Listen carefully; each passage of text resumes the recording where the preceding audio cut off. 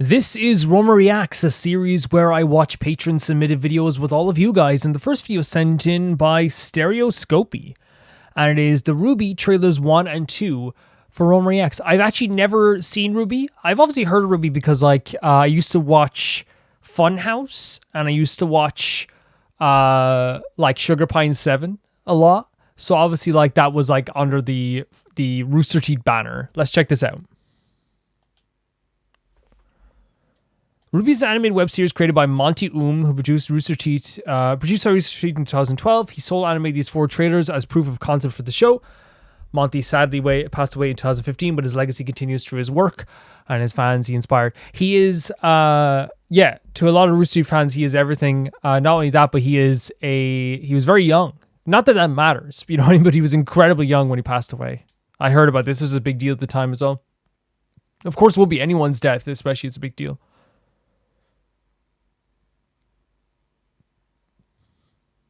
I always pause, but it's clear that I had more than time. There are 4 trailers and 1 for each of the main characters. I put 2 trailers in the video. Also, RWBY characters draw heavily from various fairy tale inspirations. Each main character represents a different fairy tale or mythology archetype. So if you can guess the inspirations, I'll try. That's not always my strong suit. Rooster Teeth presents. Which Rooster Teeth is also gone now, by the way. They went under. They're no longer a business.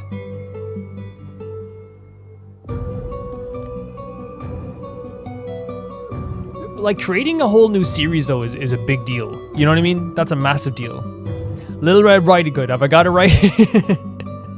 Did I get it right?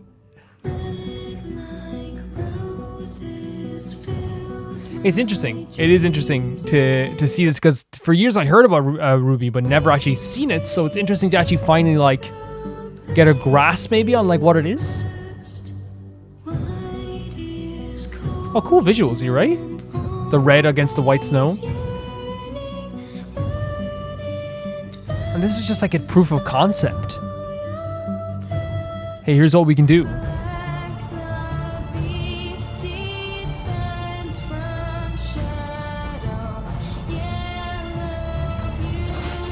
And all these wolves as well? I guess Little Red Riding Hood of the wolves? It's it's 3D animation, isn't it? With a gun!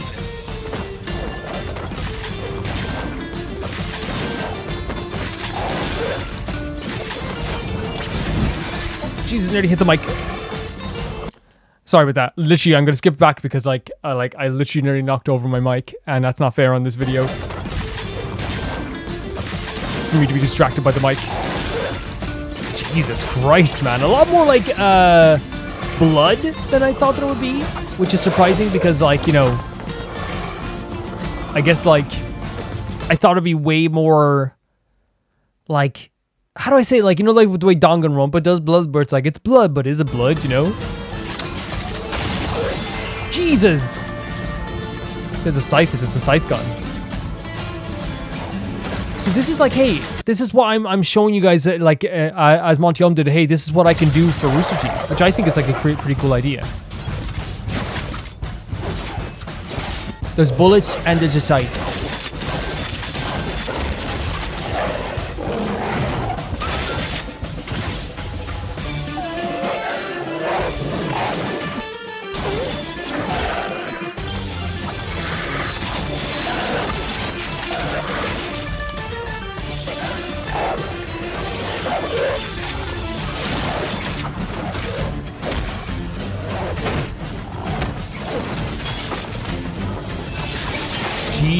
I actually some really good choreo as well with some of this fight. This is just a concept thing as well.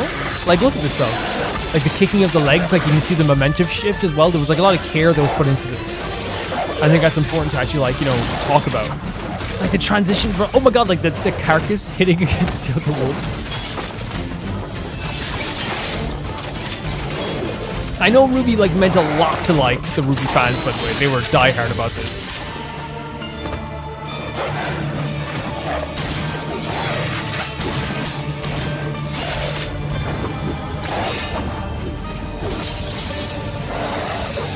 Holy, what are you gonna do?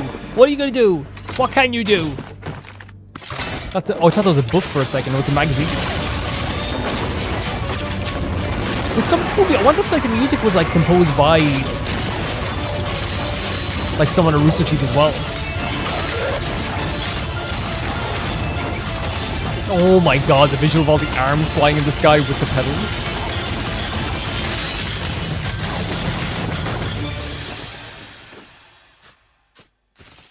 Just standing there in the light of the moon. I think there actually were some credits there. Hold on a second. Maybe there's other names here as well. Where's music? Barbara Dunkelman, by the way, being involved in this. Music by Jeff Williams. Okay. Yeah, Barbara Dunkelman. I know Barbara Dunkelman, of course. There's obviously produced by Bernie Burns, who was like one of the creators of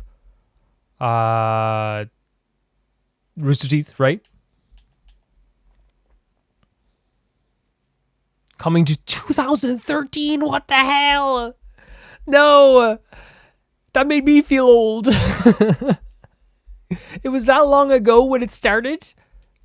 Everyone is tied to their own sorrow, for their heart has no metric or form of measure, and all of it irreplaceable.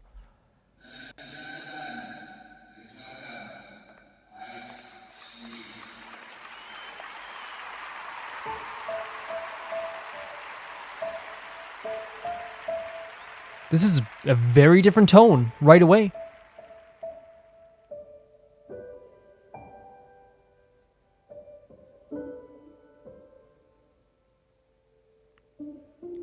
Very good, by the way of showing a gigantic audience without having to like animate every like individual faces and stuff like this.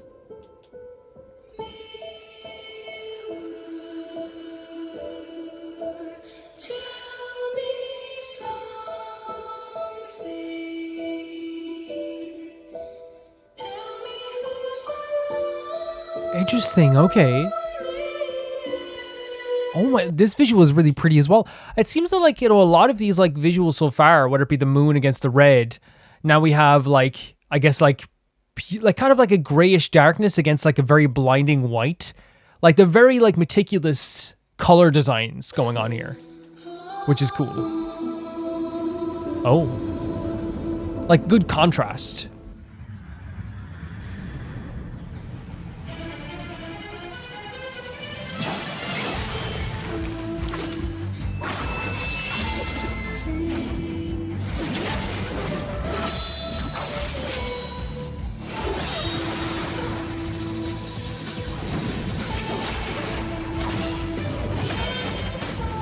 Jesus Christ, and you're just like fighting this like, and the music is really cool too.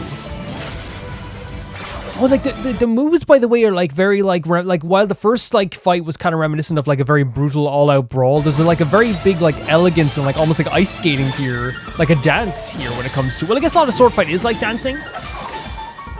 This character very much has that kind of like very dancer vibe, which I can appreciate.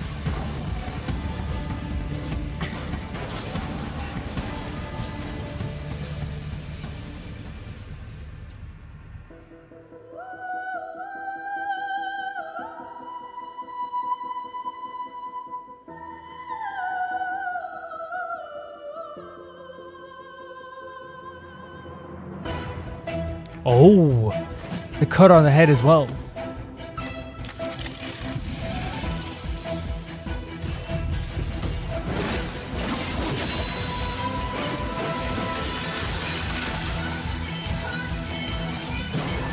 It's actually a good tune, is it, as well? Are you writing on his sword? This is so interesting because, again, I had no idea like about RWBY before this at all. You know what I mean? And I just like, all I ever saw was like that, probably like the Red Riding Hood style character you see a lot of, but never seen this character in my life. And this is my type of character, you kidding me?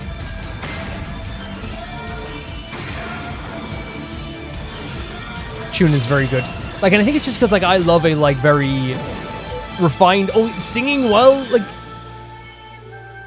a refined elegance that's through violence sometimes as well. You know what I mean? It's kind of like, you know, if we bring back to like, you know, everyone's like, oh, I was going to bring it back to Genshin or whatever, but bring it back to Genshin, bring it back to like, you know, a recent boss battle of Renala in Elden Ring, right? Like a very viciousness, a terrifyingness about them, but like an elegance to the battle as well, right? I love that aspect. I love that so freaking much. Yeah, I love that style. Really do. Right through.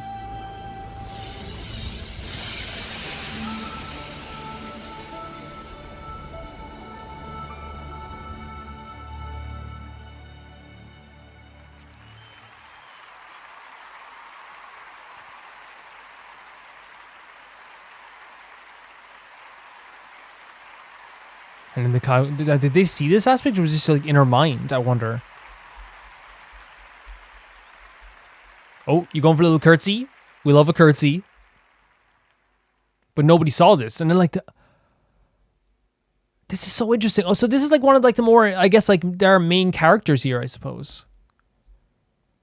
Rooster Teeth. Oh, that's the two trailers. What? Wait, is that like the what's that meme? I forget the name of the show. Is it because the meme is everywhere, right? I think it's like Konosuba. Is that what it's called? Like it's a crazy show, right? Like I've only ever like really seen like the memes online, but like that video like is from like one of the outros or intros, I think, of Konosuba.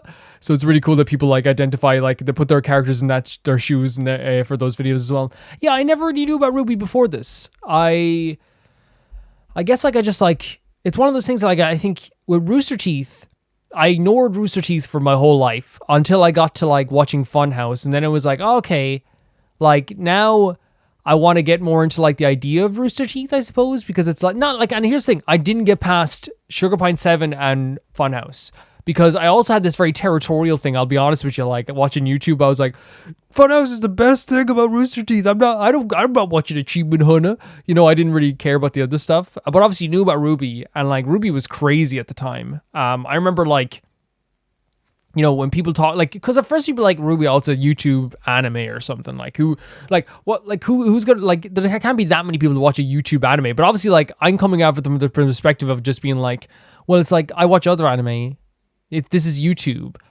And then like I see this stuff and it's like, okay, the battle sequence is actually really good, the music is really good, the visual styling, this was just like what, like a tech demo for that stuff as well. But then what used to change my mind, where I was like, maybe I'm freaking wrong, was when I used to like see like conventions, like they would show online, and like RWBY would be crazy. And not only that, but then reaction videos were happening, and like people were posting about RWBY, like it was like season 1 or season 2 RWBY. People were going nuts for the stuff. It drove apparently so much money to the Rooster Teeth website at some stages as well. I could be wrong about that too, but like it was a crazy thing for Rooster Teeth. It really was. And like honestly, like it's one of those cases where I wouldn't say wrong. I like to be wrong. I like to be wrong sometimes. But from my perspective, I like from looking at it from afar, I was just like, oh, you know, I never really looked into it more. So I'd never even seen the second character there. I didn't know there was this ultra violence sometimes in it. I didn't know there was like some sort of like elegance and like a beautiful art style to this as well, because I never even saw it from a distance. And as a RWBY fan, I'm guessing, and you can tell me this, Stereoscopy, you'd probably say that's a very common thing for someone from the outside to look at it and be kind of like, I'm not going to give it a chance because it's like, like it's not like a, you know what I mean? And then like probably like when they see stuff like this, they're like, oh my god, this actually looks really freaking cool. Which is unfortunate it happens, right? But I'm in a different place now, and I like to have like more of an open mind than ever before. Young Calvin would be like would be very different from obviously like very much older Calvin now. But thank you so much for sending this series, because I actually thought it was very cool to see.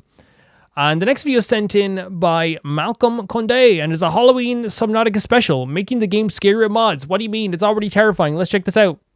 Hello my pumpkins, and welcome back to the somewhat underwater but not always unlimited terror-inducing computer application. It's horrifying. Or Subnautica for short. It's horrifying. This video is a little late for Halloween, but you know, better late than never. Today we will be taking Subnautica and turning it into an absolutely terrifying nightmare.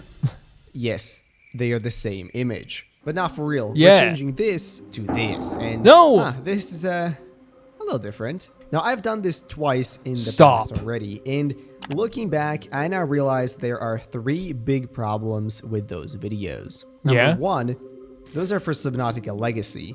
Everybody's on Subnautica 2.0 now. Number 2, half of the mods used in these aren't even available to the public, so it's not like you guys can just easily recreate them. Right, Finally, okay. not only are they way too complicated, but I also put in so I'm many feeling sick. I'm getting like flashbacks to my Subnautica playthrough and how terrifying that animals was. And everything, that it ends up being very cluttered and maybe not playing to the game's strengths. Now, we're rectifying all that today, so let me jump in and tell you exactly what I've done. Now, right as we load in, you might be able to notice that the life pod is a little jumpy. Now, there's a reason for that. Where is I it? think we should climb out first, and it's looking a little Did you put it dark somewhere out there. else? The reason it's looking dark is because we happen to be 400 meters underwater.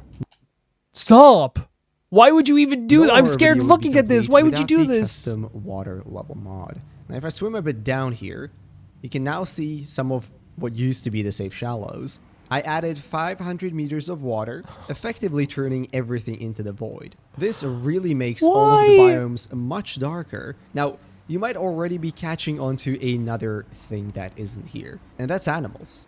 Like, any of them. Well, not quite. See, I think the problem with a lot of the previous videos we've done was that we had way too many creatures. Everything felt cluttered because you could barely swim 10 meters without stumbling into something massive. Now, that is creepy, but I think where Subnautica really benefits is from the feeling that you're alone and you never know where something scary could show up. So, using the Manage Creature Spawns mod, I have removed every single friendly fish from the game. Ban yourself. And only left Why us with would you some do of this? the most terrifying that you can find. But now you're probably thinking, well, that's not too bad, right? I know where all of those creatures are. Well, no. Don't be so sure. Stop. See, I wanted to keep it very simple today and only use a very small handful of mods. But one that we absolutely needed to have is Migrate. This allows creatures to move around quite a bit more within a certain set of biomes, so there is now a chance that you can find them in places where you wouldn't normally expect them. And look, some bone sharks were left in. Now, looking at these, you might also already see another thing that I've done here, because these are a little bigger than usual. And I specifically kept these in as to not give you guys a heart attack straight away. But we are also using the random creature size mod. What this does is it increases creature size by a random multiplier. Now, as of right now, I've set it up so that creatures can be anywhere between 120 and 300% of their original. You should be in prison. You should not be allowed to do this. Size. So there is a possibility, there is a 300% scaled Reaper Leviathan that will come swimming at omega speed out at me somewhere from How about the darkness. don't? How about do not? Also, we're 600 meters deep, so that's not helping. Oh, Jesus Christ. So at minimum, it should now be 120.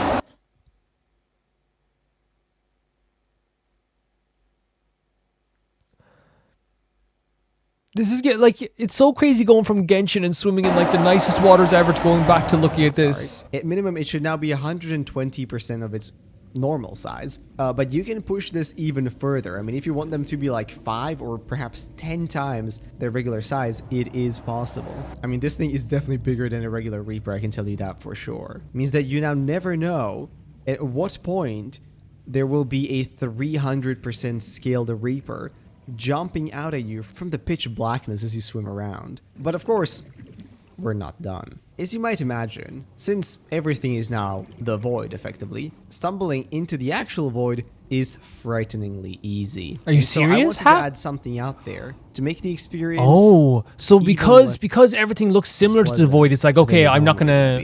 These ghost leviathans are also scaled, so that's pretty bad as is. The ghost leviathans, I will say, got less scary as time went on because I encountered so many of them. That you can no longer hear any sounds. That's because there is something else hunting us out here. And this is it. What is that? Oh boy. What is that? Jesus, that's the Silence Leviathan right there for you guys. Huh? Look at this freaking thing. So, now, if you happen to stumble in... So is the Silence Leviathan like a mod you can make? I wonder if it's just like a Leviathan that doesn't say anything until it gets right up to you. Which is frighteningly easy. If you're, for example, looking for the island and just happen to take, a slightly wrong turn. You never know where an invisible Leviathan will come charging at you, killing you in a matter of seconds. I'm so nervous. Let's talk about the visuals. I'm sure you've noticed that the way my game looks right now is not vanilla. And that's right, it isn't. I'm using one of the shaders that you can download off of the Nexus. Most specifically, this is the Ionic 2023 Real Gen shader. It is probably the most popular for the game, and if you want to kind of see the difference here, I can just very quickly switch between them.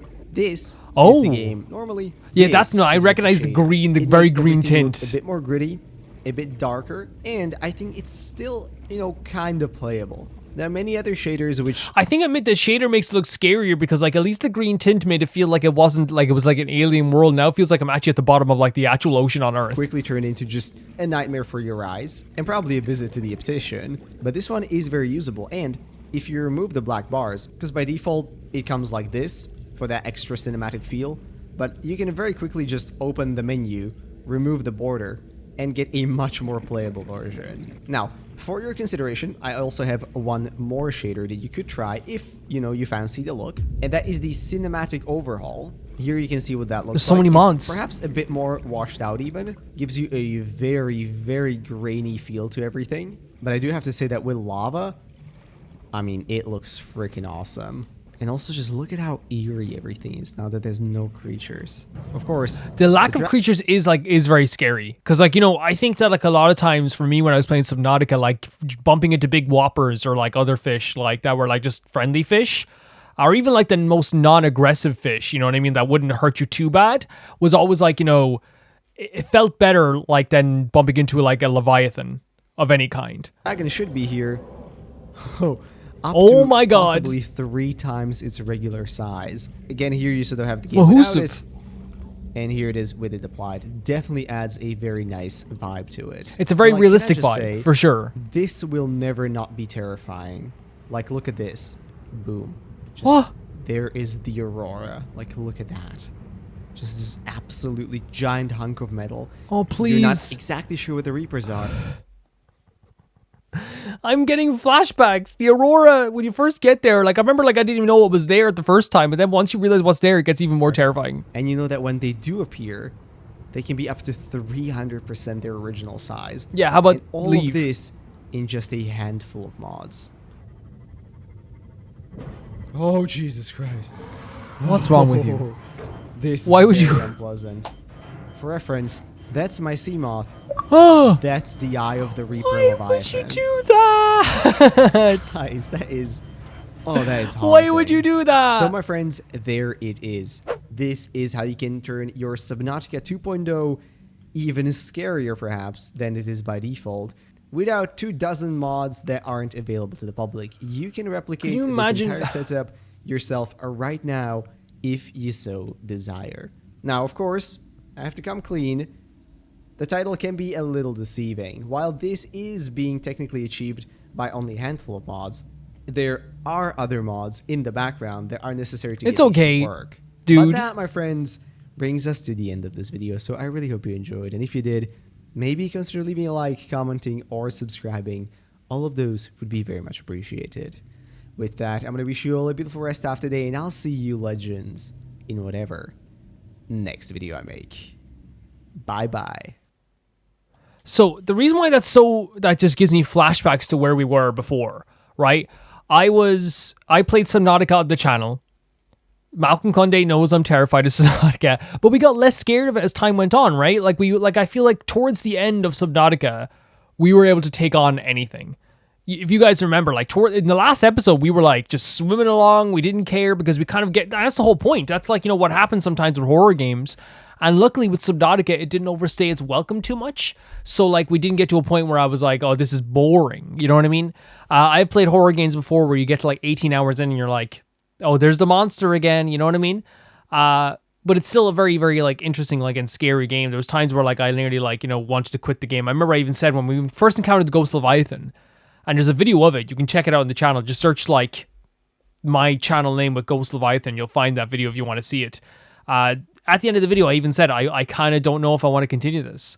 People were like, no, keep going. Because I was like, if I'm getting this scared now, but it gets easier. And this just makes it even more terrifying. Because again, the idea of gigantic creatures underwater, it's just something that's so terrifying to me. But it's really cool that you can do it mods. It really is. Turning this horror game into the scariest game you've ever seen in your life is such a cool idea. Such a cool idea. And that terrifies me, that there's people out there that would want to do this. But then again, I kind of want to do it. You know what I mean? I like being scared. Wouldn't that be really fun? If we ever do mods on the channel, I think that would be a very cool idea. Thank you so much for sending in, Malcolm. That was a really interesting video to see as well, and it's nice to have someone else do stuff that you probably wouldn't do usually. The next video sent in by Neko-san, and it is the... Sorry, I look on all the names on the iPad. Watch this now. iPad, go! That's not what you do. That's not how that works. iPad, form of video. This from Neko-san. It's the Spooktacular Serenity Tales trailer. Let's check it out.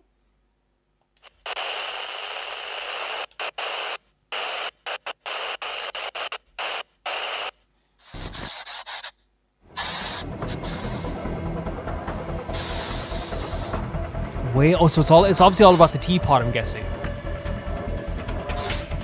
Wait, did people make all of these in the teapot? Rosaria! Oh my god, they did make these in the teapot, didn't they? Holy hell. And this video was uploaded 7 days ago, man. People are so freaking creative. Are you kidding? Oh my god, people are so creative. I love it.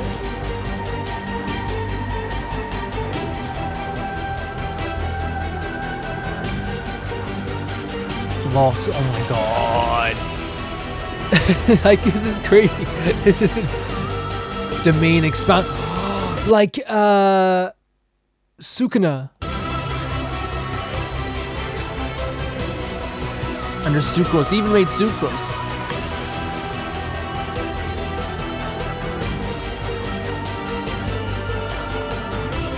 I'm so impressed by people doing this stuff, man. I'm so impressed. You're like that's why I wanted to get into the teapot, but I think like it's like I'd have to make it look at even the above shots as well. So impressive.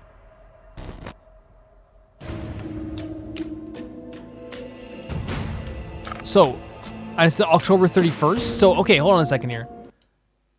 I want to check the description of this to see exactly what this is. This Halloween I team up with, and there's a bunch of names as well. Each of us assigned a random monster. We have to create a Serenity Pot design inspired by it. That's such a good idea. That's such a good idea. So that makes sense now altogether, right? The idea that we had like,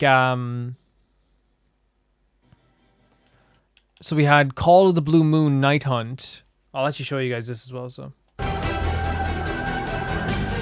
Gravekeeper of a Lost Crypt. So it's like different monsters. Then it was like a kind of like a mummified monster, which I think is really cool. Like a demon, I guess, that would have its own expansion. Just like a ghost, like a phantom.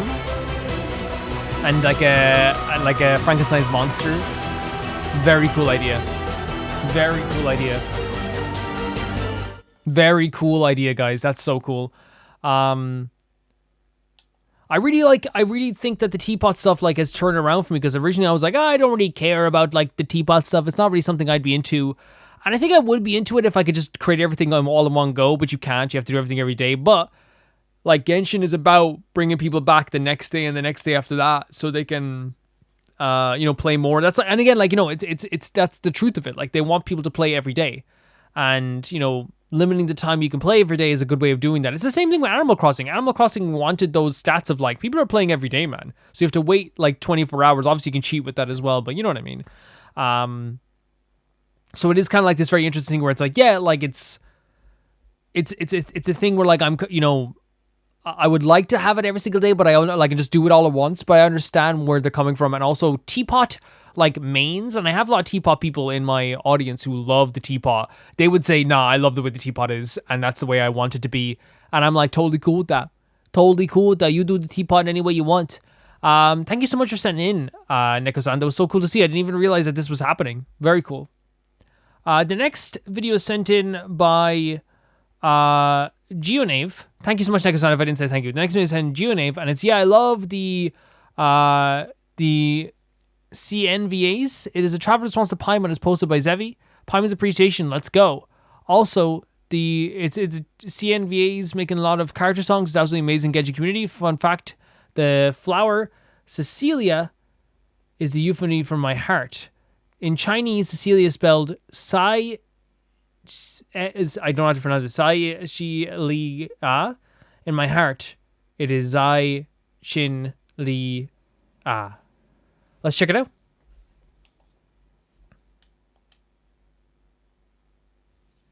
Thank you for your concern. Don't make me worry. Lumine version English. Chinese opinion. So CN is Chinese voice actors. I have captions turned on, right? Oh, there's no captions. Okay.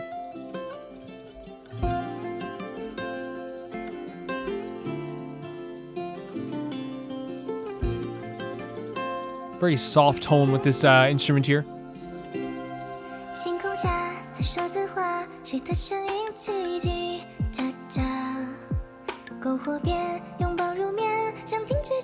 Oh my god. Oh my god, this image with these lyrics, are you kidding me?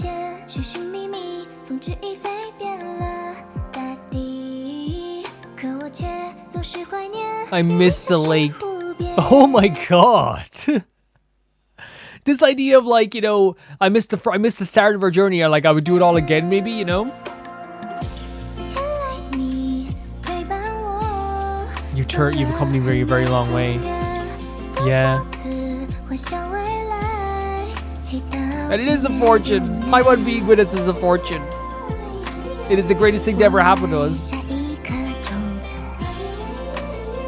The music's beautiful. It's gorgeous.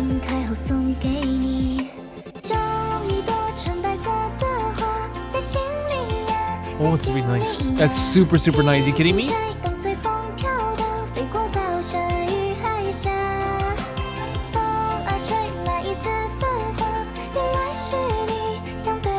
The winds bring a hint of fragrance that turn out to be the words you wanted to convey to me. Beautiful.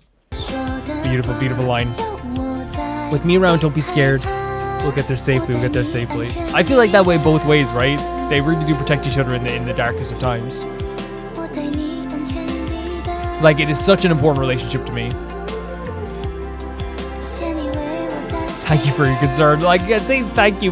These two are so special to me. Dear Lord.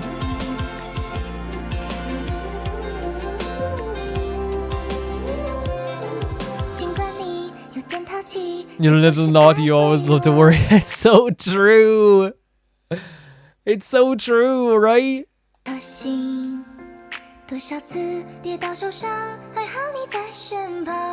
Yes, yes.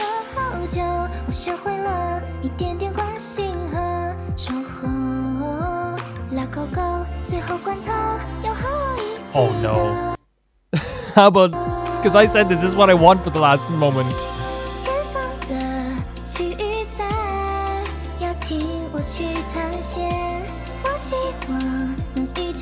Yes! Oh, it's same. Paimon could complain about whatever she wants.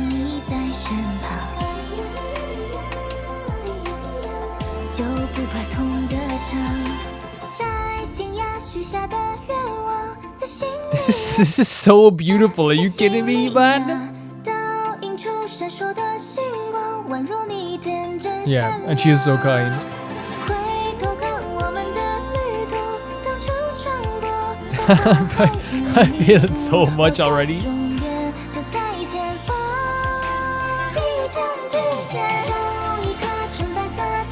It's beautiful. And it's my feelings. It's my feelings for Paimon as well, how I feel, man.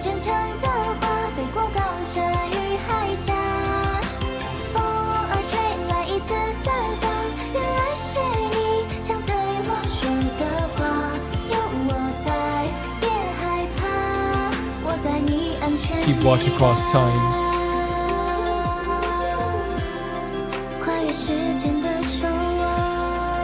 It's beautiful stuff. It's so beautiful stuff. Such beautiful stuff, I should say. I'm like bopping my head like crazy to this, man.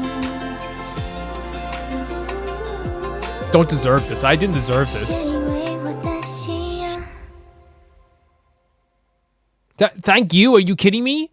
That's what's crazy about this. It's like, you know, someone said this is 921 views. Like, and you know what? It deserves 20 million billion. Like, here's the thing, right?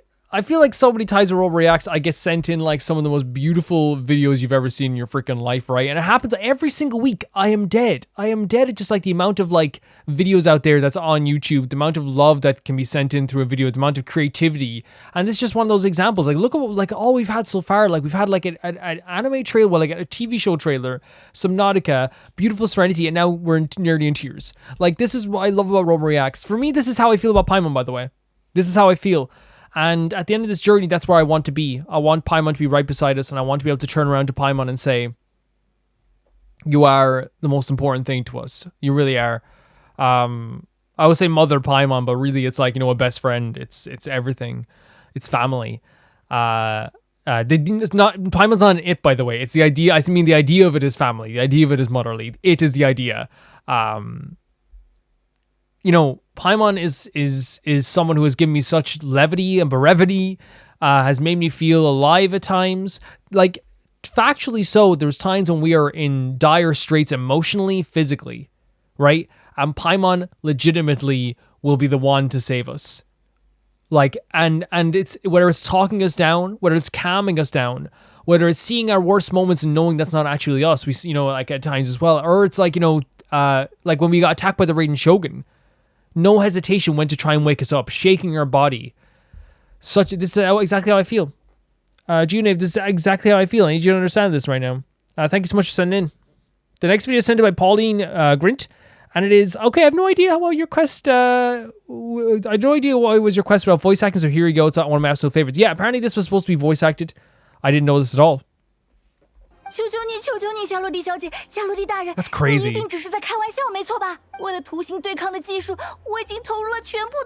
my god, it does add so much more to it, right?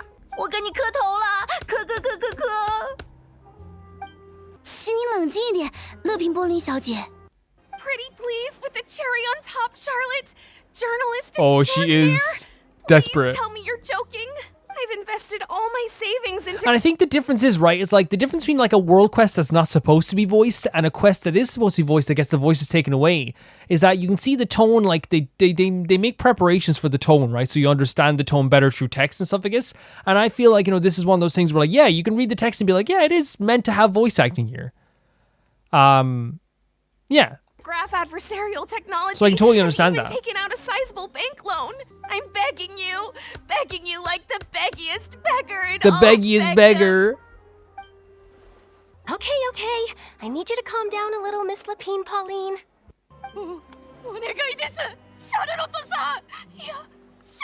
They're acting their heart out here. They said Lapine Pauline is my big break. And rightly so. Knowing Genshin, though, whoever played Lapine Pauline is like probably someone who's like been voice acting for years, and it's like, you know, an industry vet, and like me being like, this is a big break, it's probably they've been voice acting for so long. This motion is crazy to me.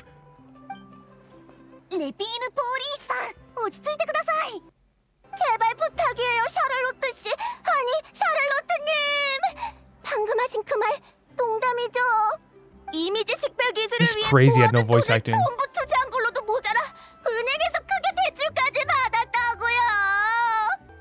Yeah, now that like I see this, like I don't mind voice acting stuff and I love voice acting stuff, but it's very clear that like even I didn't give it like the energy that it needed and the desperation that it needed, because like obviously it's a professional voice actor and it's a completely different tone right now, right? It's hilarious now. It's hilarious and sad. You know what I mean? It's like hilarious and also sad is the way I put it. Yeah, like that's crazy to me. I didn't know it was supposed to have voice acting at all. Like you guys told me about this, and like I said, I feel like maybe I should have been able to tell, because now when you look at it, you're like, oh yeah, this fits, right? This fits. And like I feel like world quests, when they have no voice acting, because they're intended to have no voice acting, they don't feel quiet. But now that this quest, looking back on it now, it's like it did feel very quiet now. If you can obviously compare it. But like to me, it feels a lot more quiet compared to an actual world quest. And I think you always know. I think it was taken out for space. I think. I'm not quite sure. Yeah. One thing about the direction, by the way, and I just want to use Pauline's lovely video to actually like use this as a soapbox. Genshin's very good at this. Is that the characters throughout the different languages, they have a lot of care put into their personalities, because even though they sound different sometimes. What did I click on? I clicked on the last video. Even though they sound different, I think what's so interesting about it is that like even if they sound different, they do have like a similar. You can tell their character even across languages. You know what I mean? The English performance is different than the Chinese or the Korean or the Japanese performance. But the thing that stays true throughout all of them is the personality stays intact. This does not always happen with games that have dubs in them, because sometimes the who's dubbing it isn't the same person who's doing the like who's directing the voice actors in Japan or in China or Korea or wherever it is. And you know, I don't want to bring things down sometimes, but there are games before when I played them that like I tried to turn on the dub after playing the sub for a bit, like from previous games and stuff like that. And I played the dub and I'm like, I don't think they really gave a good indication of who this character is to this voice actor. Because like sometimes like say you'll have a character who's like in Japan is like super eccentric and super out there and super wild. And then like they'll be a little more subdued and they talk like this. And it's like, no, what? No, they don't. Like, no, and I'm listening to English and I'm like, that's not the voice actor's fault. Usually it's a case of like, you know, the dubbing is done by different people. It's very clear that in Genshin, everything is meticulously like thought about when it comes to that stuff. You know what I mean? And that's the way I see it anyway. Yeah, sorry for using your post as a soapbox. It's very cool to see that, Pauline, because I actually didn't even know that was supposed to thing until people pointed out, and I thought it was glitch, but apparently it is for space because it was the end of an event before. Thank you so much, Pauline, for sending it. Very considerate. The next video is by Victoria, and it is the Honkai Star Rail trailer. Would you like a career in the IPC International Peace Tour selection? Let's check it out. Hey there, you! Me? You! Wait for you. The gem filled with endless potential. Yeah, me? Hold on to your hats. The IPC's gem identification system will ensure that each and every talent you possess will be harnessed for intergalactic peace. Do you have the thrill of adventure coursing through your veins? If so, our marketing development department is rolling out the red carpet just for you. With the So is there like propaganda maybe in like, well, maybe there is in like Honkai Star Rail here? Waldo Schneider leading the way, a vast number of new worlds. And all the different planets. If you're someone who values structure and logic, our business consolidation department What? for you to shine. So they're like I don't know, it's like, hey, like if you're a person who likes this, you know, like when you're trying to recruit someone to like a organization or something, you'd be like, are you a person who's sick of like not being appreciated, you know? With products twinkling like a million stars, this department has created a spectacular trade network that's measured in light years. I'm super interested in what this Heard is. of hyper-distant delivery systems and synesthesia beacons? What was once science fiction is now reality. Proudly produced by the IPC. Got an idea that's nothing short of genius? Look no further. Our technology department is waiting for you. Okay, so they're saying, hey, if you have an idea, you can come to us, right? You can come to us. And team up with the Intelligentsia Guild. Well, look at this visual. What the hell? Obviously, it's different planets. I keep forgetting. Amber Lord, know that the building material logistics department is the sanctuary for the most ardent of followers. Become the cornerstone of our operations. Every stone you place with precision plays a pivotal role. Grit will form the backbone of our formidable subspace barrier. This is super interesting to me. This is super interesting to me because I might be getting a wrong read on it. This message is for you. At the Strategic Investment Department, talent is the most precious investment of all. Right. And like a DJ, like our place is so freaking cool, man. You have no idea. Irrelevant. Diamond seeks out the unique and the extraordinary. Wow. Those who sit at the table will determine where the wealth pools. The Talent Motivation Department Jesus Christ. is just another division. It's a shining beacon of empowerment. Top talent deserves top perks, and that's why the Talent Motivation Department was established. Every task you undertake serves as the pioneering spark that sets Pierpoint's passion ablaze. What? Tell me, Victoria, is this propaganda? Is this like them trying to be like, oh, you totally want to join our group, you know? I know that's what they're saying, but like, is all this, actually don't, obviously, if it is a spoiler, don't spoil it for me. But it seems like there is like this like thing with this, and what I'm getting from it is that like they're trying to like get someone who thinks that they're ultra talented maybe to join this, and I wonder if after they join it, will they not get the perks that they're thinking of? For those seasoned in their aircraft and still holding on to cherished dreams, our operations are as everlasting as the sway of ocean tides along the shore. Witness the traditional project department's great supervisor, Arita, ready to capture the treasures the tide unveils. Interesting art style as well for this. It's actually pretty cool. Ranks and climb to unparalleled heights. Shape the destinies of myriad worlds. Now, I say propaganda, but they say this in like all recruitment videos, by the way. Now, now this is obviously like, hey, we're cooler. But like, even if you have a McDonald's recruitment video, you have a, I don't know, what's a clothing store, like what's a famous clothing store, like H&M, like recruitment videos. If they ever make recruitment videos, they would say like, hey, well, you know, you can climb up the ranks. You know, you can get there. The history of the galaxy, your very own footnote. The mighty hammer of the Amber Lord has struck. The Amber Lord. A realm of endless opportunities beckons. We're waiting for you.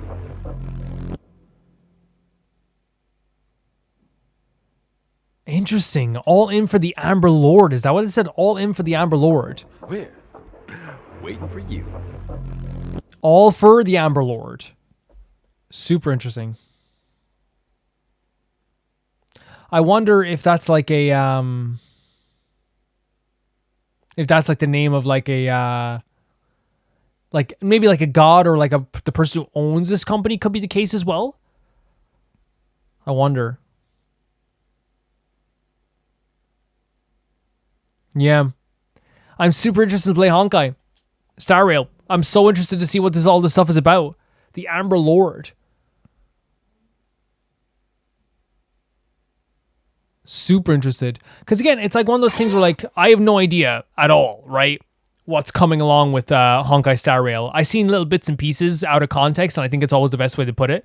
If anyone's wondering what is going to happen is when we finish Genshin, when we catch up to Genshin, and when I catch up to Genshin, I mean like when I get to like the point in Genshin where we're up to date with the Archon quests or whatever going forward and the other things I want to do.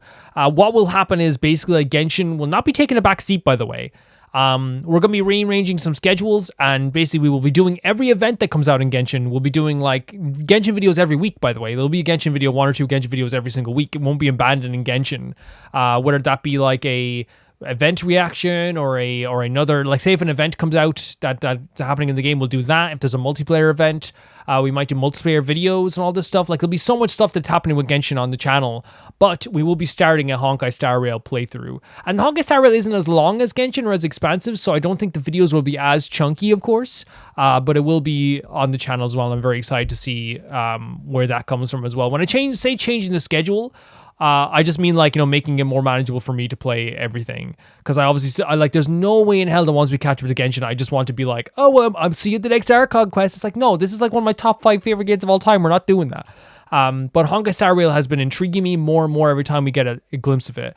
And in this case, this is definitely what's happening here again. I have another glimpse of Honkai Star Rail, and I can't wait to see what it is with the IPC, which seems to be some sort of company where you can like work on tech development, rise up through the ranks. They're trying to recruit people into this in the name of the Amber Lord, which I don't even know what the Amber Lord is either. I can't wait to see this stuff. I really can't. And thank you so much for sending this, Victoria, because again, it's one of those things where like so intrigued, so intrigued, and I can't wait to play Honkai Star Rail. I can't wait. The next video is sent in by Pokegirl, and I think this video is it's Miitopia, Darkest Lord with lyrics. Now, if anyone's planning on playing Miitopia or watching the Miitopia playthrough, and I'll just say it straight up, like it's been much. I wanted to do the post game in Miitopia, which people have been waiting on the channel for years to do the post game. The issue is like I have so much many new audience members since the Miitopia playthrough. Like we've gained over like 10k subs since the Miitopia playthrough, maybe even more, I think, at this point. So what I want to do is maybe like make a recap series to release or something like that before we ever try to do the post game, because I think one of the most difficult things about it is like while we can play it for like the people who were originally there for the Miitopia playthrough, I also think it's fair to be like, look, if you want to watch the post game, here's the other stuff, right? Because Miitopia meant a lot to me at the time. I think we just like wanted to move on to something else really quickly, just because like I didn't want to like feel like we were playing too much of it. But maybe like looking back, we could have done the post game. But obviously, like, you know, hindsight is 2020. Let's check it out, Pokegirl. Let's go.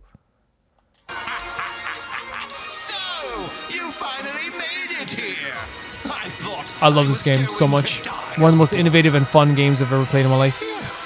You want your precious great sage back? It's just an unbelievable game. It really is. Come and try your luck. Behold my new form. Feel the overwhelming power. Now I go to war with. And it's like an old song, but again, like it's bringing Miitopia to life almost even more. Like, you know, like it feels like I'm getting flashbacks.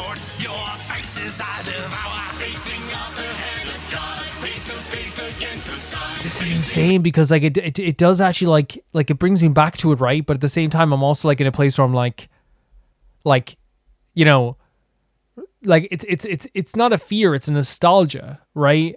But like also like I remember this boss battle being absolutely freaking incredible, and you were supposed to fear this at the time. But it was also a comedy game as well if anyone wants to play it. It's not just like this, like oh, like we have to fight this mega boss. It's really fun. It's really beautiful. It's great, and it does have a story to it as well. And allows you to be creative also. Like look at these little characters, and my characters look very different to these characters too.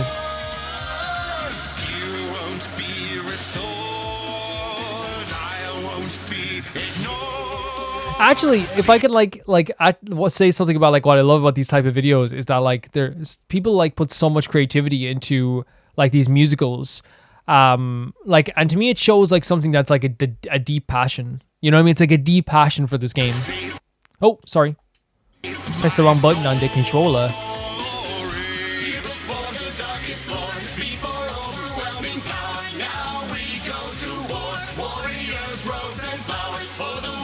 And then everyone's singing along with this as well.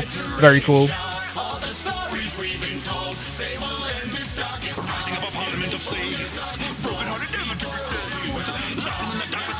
With the, oh my god, the Dark Lord singing in the background? This is actually like, it was actually a very fun boss, man.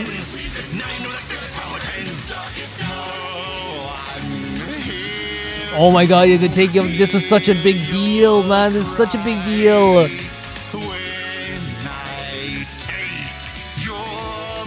It sounds so like, from the outside, it's like it sounds so like terrifying as well, right? We're gonna take your mouth and eyes, and it is. It's like there is a darkness to it. Like even though it's a cartoony game, it's like we're literally taking people's mouth and eyes, and what that is taking people's sight and taste. It's taking people's personality because so much is in the mouth and the eyes in Miitopia too.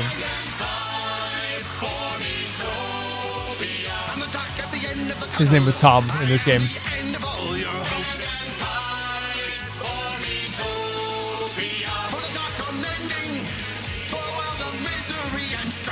Yeah, and you also had different classes as well, like, and it shows this here too. Like, it was so fun, man.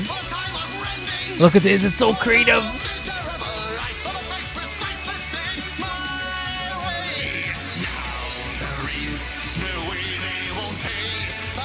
Oh, charming everyone.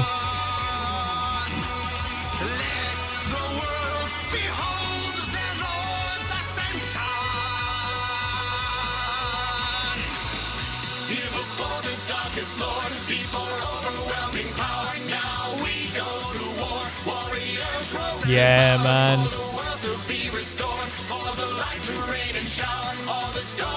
Hi, bro.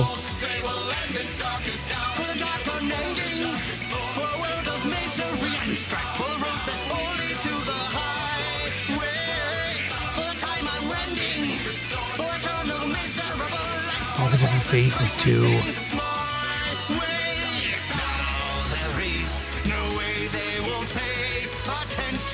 And again, this is such a sad lyric as well. There's no way they won't pay attention, right? It's like, because if you know the story behind this boss as well, it's...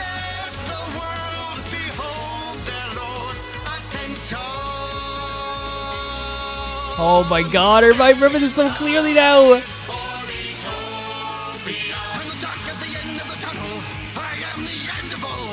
The dark at the end of the tunnel, by the way.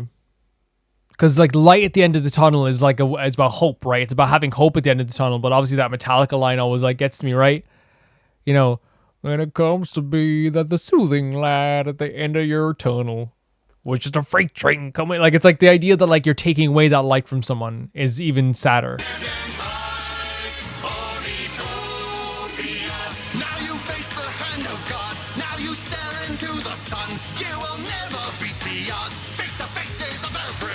Say goodbye to your puny squad. You ain't just a stupid gun. Now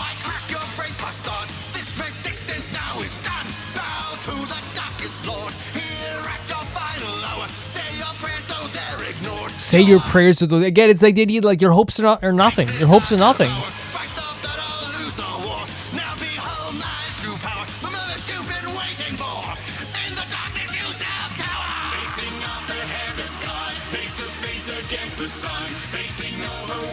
Really good vocals here. Oh my god. Heck yes.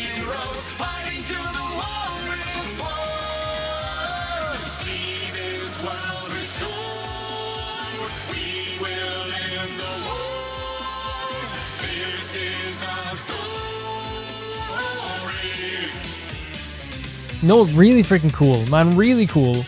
Like, it just sent me on like this memory as well. Like, obviously, like, great credit to you.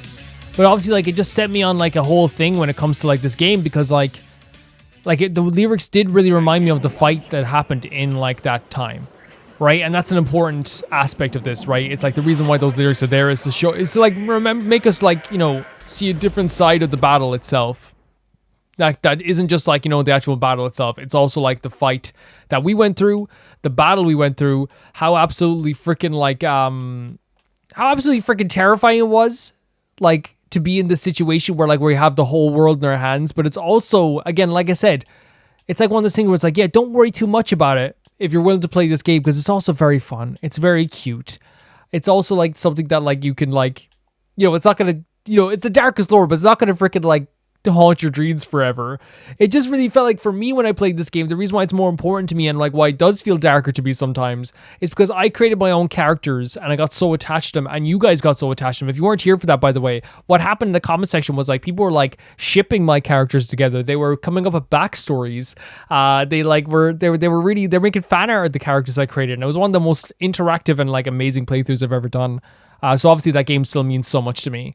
So thank you so much for sending in Poker Girl, because I love seeing that, because I love seeing these type of videos as well, because like I said, it's making you remember about what happened in those games, but it's a whole different side and it's a different perspective, and it's so deep. It's so deep from the fan base, because they go so deep with their fandom for this that they've created a whole musical surrounding this, right? With lyrics that are to do with the actual story itself, to do with the character. And that's something that like I am always so impressed by. So that was Miitopia Darkest Lord. Thank you so much for sending Poke Girl. I almost said Pika Girl. Pika Girl. I don't think they would appreciate Pika Girl. Yeah. The next video is sent in by Minu. And it is, this one always breaks my heart. You can really feel her emotions through her singing. I first came across this song without the lyrics translated to English, and I already felt the pain behind the song. So this is a HoneyWorks song, The Real Me, featuring Mona. This is something that we've gotten very attached to, I would say. I'd say we've gotten very attached to the character in HoneyWorks. Let's check it out. I will, and Minu knows this, I will scream till I am blue in the face. Blue! I tell you, blue! How the character design and art design and color design for these HoneyWorks videos are absolutely fantastic. Let's go. Beautiful stuff.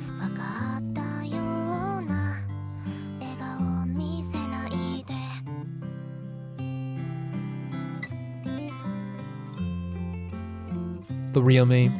Mona. Honestly, with like, again, this character's name is Mona, right? Like with Mona, there's so many times in Mona that I literally just want to like grab Mona and like obviously like by the arms and be like, Mona. But obviously that won't work. It's like, Mona, please, like people care about you so much. I think that's what she's kind of learning as time goes on, but it's harder because when you come at it from the perspective of someone who is like the one who is upset, it's so difficult sometimes to see the forest from the trees. It's so difficult when like you're in a position where like you're really down to look up and see how many people actually care about you. It's so difficult, especially when like, you know, as humans, sometimes humans have a hard time showing how much they care about you, you know?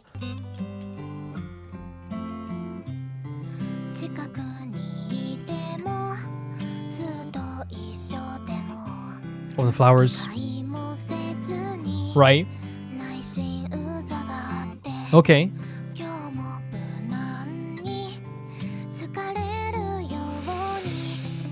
Right.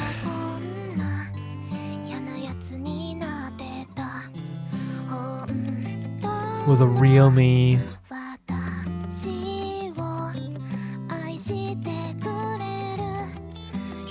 Man, like that's like such a sad idea where it's like I'm trying to make everyone like me. I'm trying to make everyone like, and obviously like Mona is like a people pleaser, I'm guessing in some cases. But in Mona's case, it's very clear that it's like, it's weighing on her so much because like, even if like with Mona, if she looks out into the crowd and a bunch of people like the person who's not the real her, right? You know, and not even the crowd, because I think like when she is performing, she feels like so comfortable at that moment. But like say like if it's like, you know, if she's trying to act cool, like, oh, this doesn't bother me, that doesn't bother me, and people are like, wow, Mona's so cool. Like, I could totally get from that perspective where like you're sitting there going like, man, everyone thinks I'm really cool, and then Mona goes, wait, but I do care what people think about me. So people think I'm cool for not caring, but that's not me. You know, that's not me. Like that, like it's you are. I guess, oh no. No. You already have. The music notes in the background. No.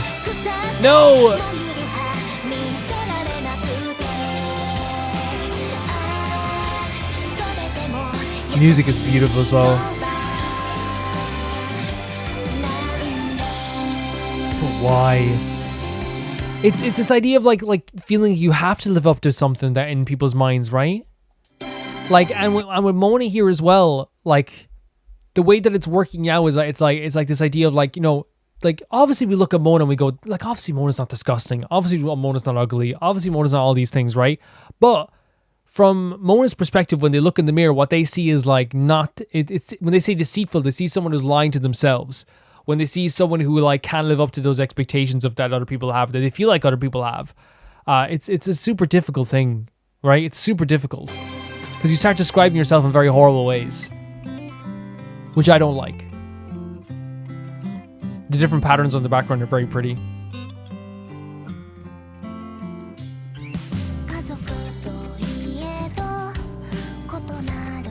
And this is about her sister again, I'm guessing.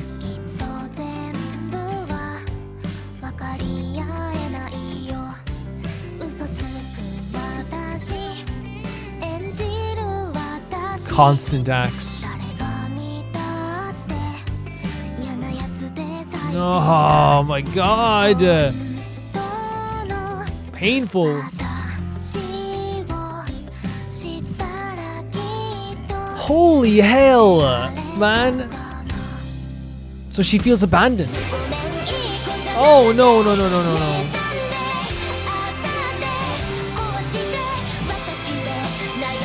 No, Mona.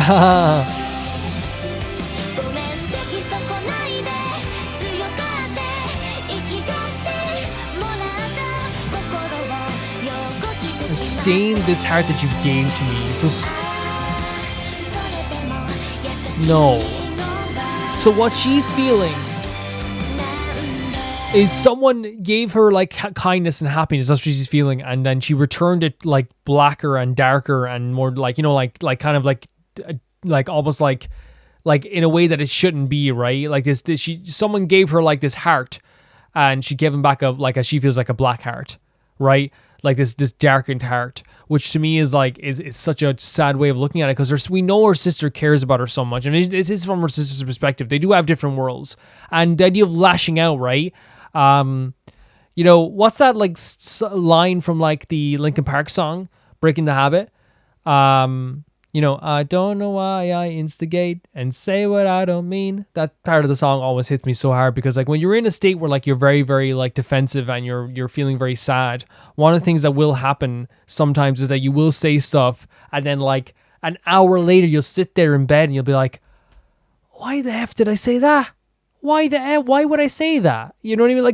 Like, and it's just like, and there's this scary thing where you're like, okay, I'm not going to say that again. And then you might do it the next week as well. And it's so difficult.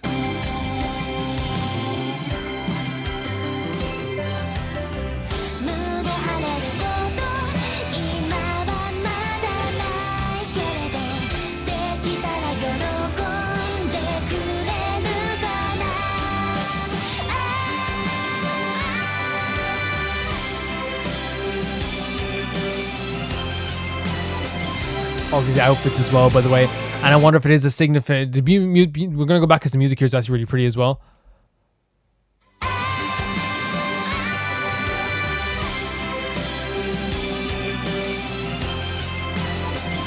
And there's a line there, I think, as well, that like I like here that I want to go back to, where it's here. You're so kind to me, obviously, but then after this.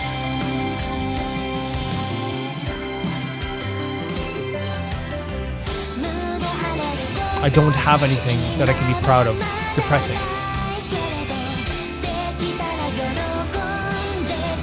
It's the idea of like, yeah, the outfits here, like obviously like different versions of herself that are probably trying to signify, but also like it's like, hey, I found something. Will you be proud of me? And she was. Your sister was so proud of you. Your sister was so proud of you. She showed up to that show with her boyf.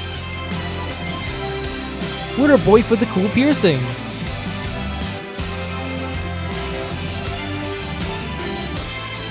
Beautiful color patterns here as well, but I just like want Mona to be happy. The music here is again, the music here is beautiful. The actual visuals are beautiful. The lyrics just kill me so much, man.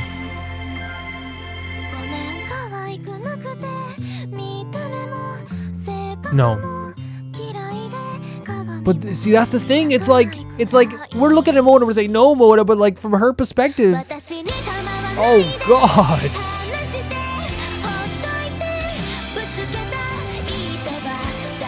I should never have said them.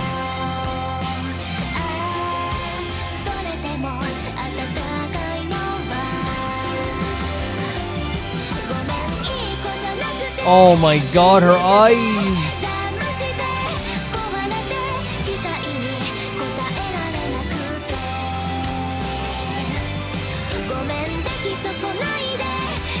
I'm too weak. No.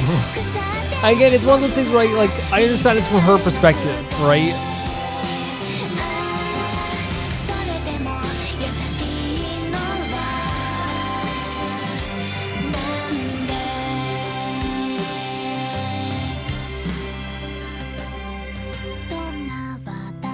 Jesus, man.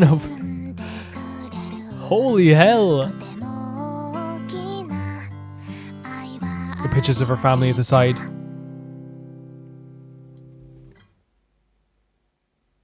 The thing is, like with these HoneyWorks videos, is that I really feel like they have been able to show me so many times over, like this I guess this ideal is what you could call it, where like I really feel as though like it reflects true life more than like most other like real movies could, because the way that like that Mona was talking, a lot of us can like feel that way. A lot of us have felt that way. And some people it's more severe, right? This idea of like, I have to keep putting on this act. I gotta keep putting on this thing because then no one will love me. And then like, you know, it's like, then it's the idea of like, well, you know, I also have to like keep people away because I don't want them to like see these aspects of me that are real. I don't want to hurt them. And it's much easier if people give up on me, because then like, at least like I can like, because at the time when you want people to give up on you, it can totally feel like that's the easiest answer. If I don't have to deal with anyone, then it's like then I won't have to worry about it, right? I won't have to worry about upsetting them. If I'm at a state in my life where like I can literally say to this I don't even have to look at this person that I adore, that adores me, then I won't be able to upset them, right? How can I let someone down if I don't talk to them at all? Which it's like, no, you should always like, again, and at the end of the song, it's like, I still feel this warmth, even though all the stuff I've done, I still feel this warmth. And it's like, look in the mirror, I'm ugly, I'm deceitful, I'm wrong, I'm all this stuff. First of all, like mirrors are freaking dangerous, man. Like, holy hell, you know what I mean? Like it's especially when like you're being heavy on yourself and like the reflection of yourself or whatever, like and like the true reflection of your insides and who you are on the inside. And seeing that reflected then on yourself is not a healthy thing at all. And again, it'd be so easy for anyone to go to Mona and be like, Mona, like, look, you know, and that's what the worst thing you can do is be like, Mona, have you seen how lovely your hair is? You're a performer, Mona. You're not a lot. You're so lovely and nice. But it's like, that never works, right? Because it's just like, okay, thank you. Because like, you again, you're going to think everyone's lying to me. Everyone's lying to me. It's a really, really, really impactful video. I think HoneyWorks always gets this stuff so right and understands this stuff and understands the world, like I said, better than most movies sometimes. Yeah. Thank you so much for sending in, Minu. Always very, very, very, very, very nice to see all this stuff, and very, very heart-wrenching as well. Beautiful character. The next video is sent in by Arcadia of Pride, and they said, I don't think I've noticed anyone sending this in. Hope I'm not the first. Hope I'm the first. Sorry, if not, I have a Mori Kitchen backup. This is our first taste of music from Fontaine, but just before 4.0 release. You asked me recent episode if you got to blown away as you were with all the music and visuals in Fontaine came out, and the answer is absolutely yes. I came back to this video so many times and watched so many people react to it because so enamored by the sound. Also, to answer the question, I'm almost 100% sure you're going to ask in advance. The glasses are known as a glass harp, and the odd spinning instrument in the song is known as a glass harmonica. Enjoy. Thank you so much for predicting what I was going to say. Arcadia. Let's check this out right now. Hope you guys are enjoying Rome Reacts so far. I always feel like Rome Reacts is like a radio show, you know? It's like a nice little radio show we're doing. Beautiful area here. Of course, the budget that they give to this music stuff is crazy.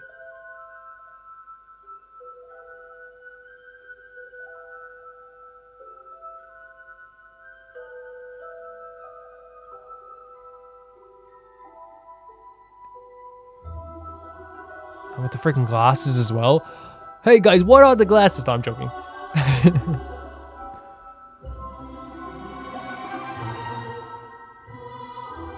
I need people to understand like how impactful this was when it, like, and I think you guys do understand, when I first entered this area, hearing all this music was like one of the most incredible things I've ever heard in my life.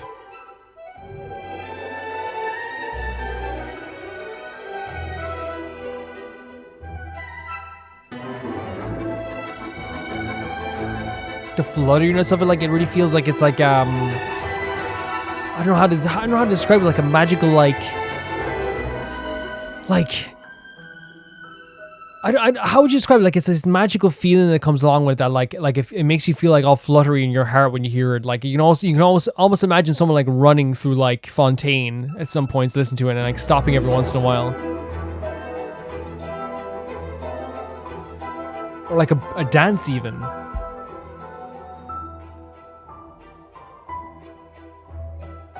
It's so beautiful. It's so beautiful.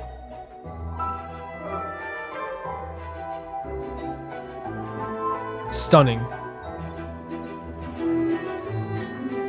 Oh my god.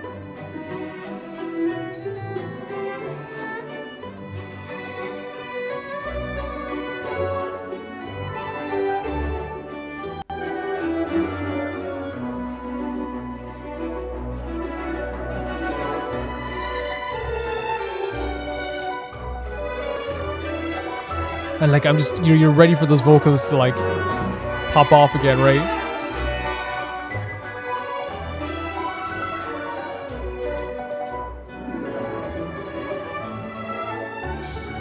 It's, I said the other day, I feel like someone said Fontaine suits me, and I feel like I feel like it does. I feel like it does.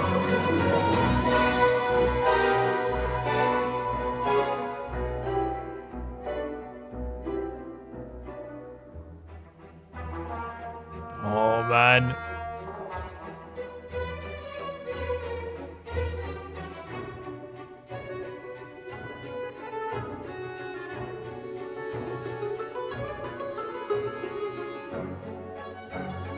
And there's like a subtlety to it as well, right? There's a like it's like there's parts of it that are like so like bustling and booming, and it's like, okay, this is Fontaine. Listen to this is Fontaine. But they also like take those really subtle aspects and like surround Fontaine as well, where it's like you know what I mean? There's an aspect of music where it's like, how epic is this? You look where you are. You need to understand where you are at this time. Like this is a journey that you've been on, and listen to the music right now. And there's also like a thing where like it accompanies you as you're like talking to someone or as you're walking around the place. There is like this really, like I said, a fluttery feeling to it.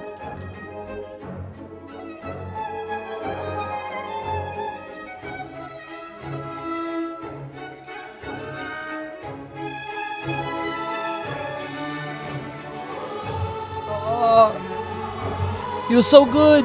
You're so good, people up there. You're so good.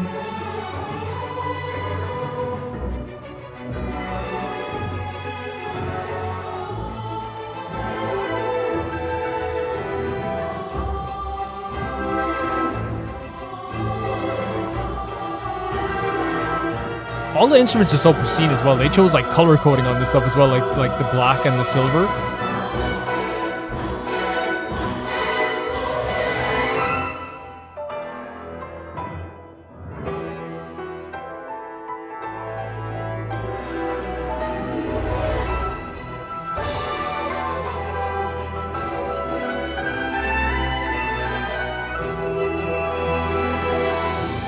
Like incredible.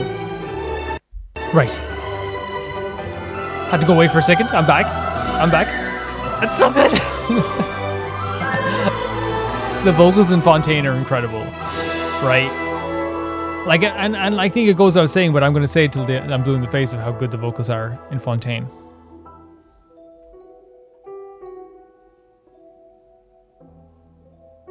We're getting quiet here.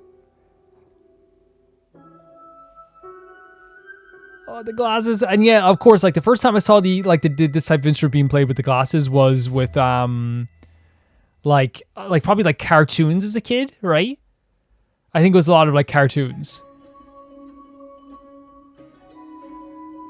Beautiful.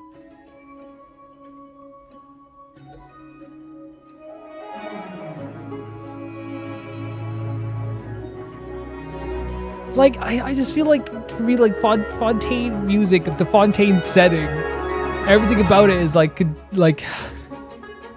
I'm gonna say this now, and I really feel this way. I do feel like Fontaine is, like, perfect, so far.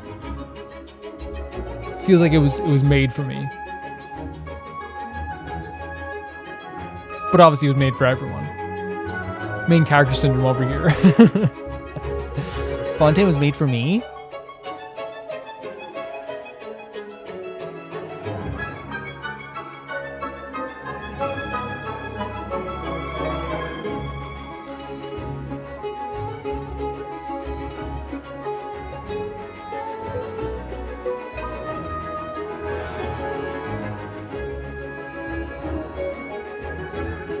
It's so glorious.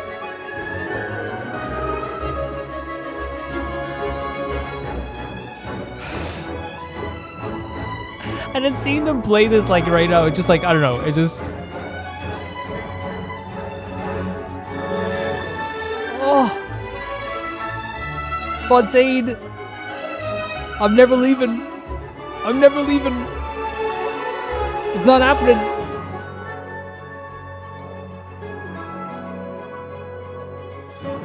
And the care put into every single song, to every performance here as well.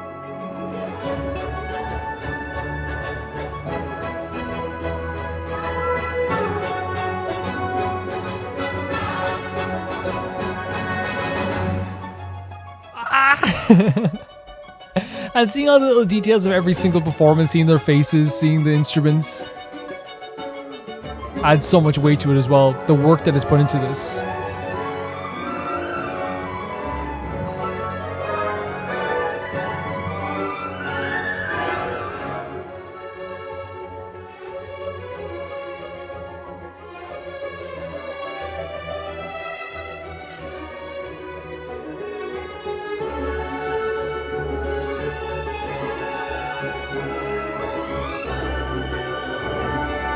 Like even like again, like I know it's like something that's like you know, it's all beautiful, but like I love the like elevations. I don't even know what you call them.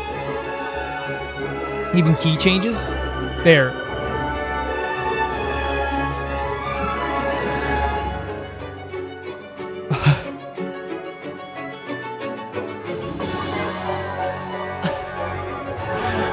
I just blown away. Seriously.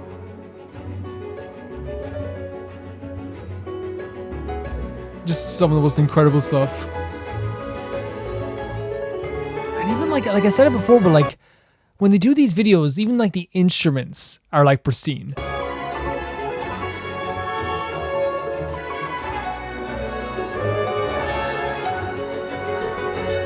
Nice shirt. Ah man, look at the talent. Look at the talent here.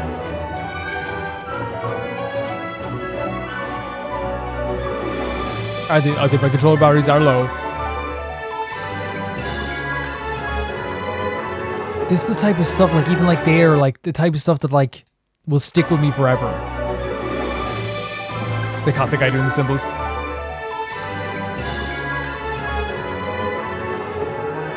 Like, and I said it before, like the noir vibes, right? The kind of like, you know, old movie vibes. Like, it kind of reminds me of like the opening to like a Laurel and Hardy or Marx Brothers movie or something, or even like an old like cartoon. Like, it is like, it does really feel that way.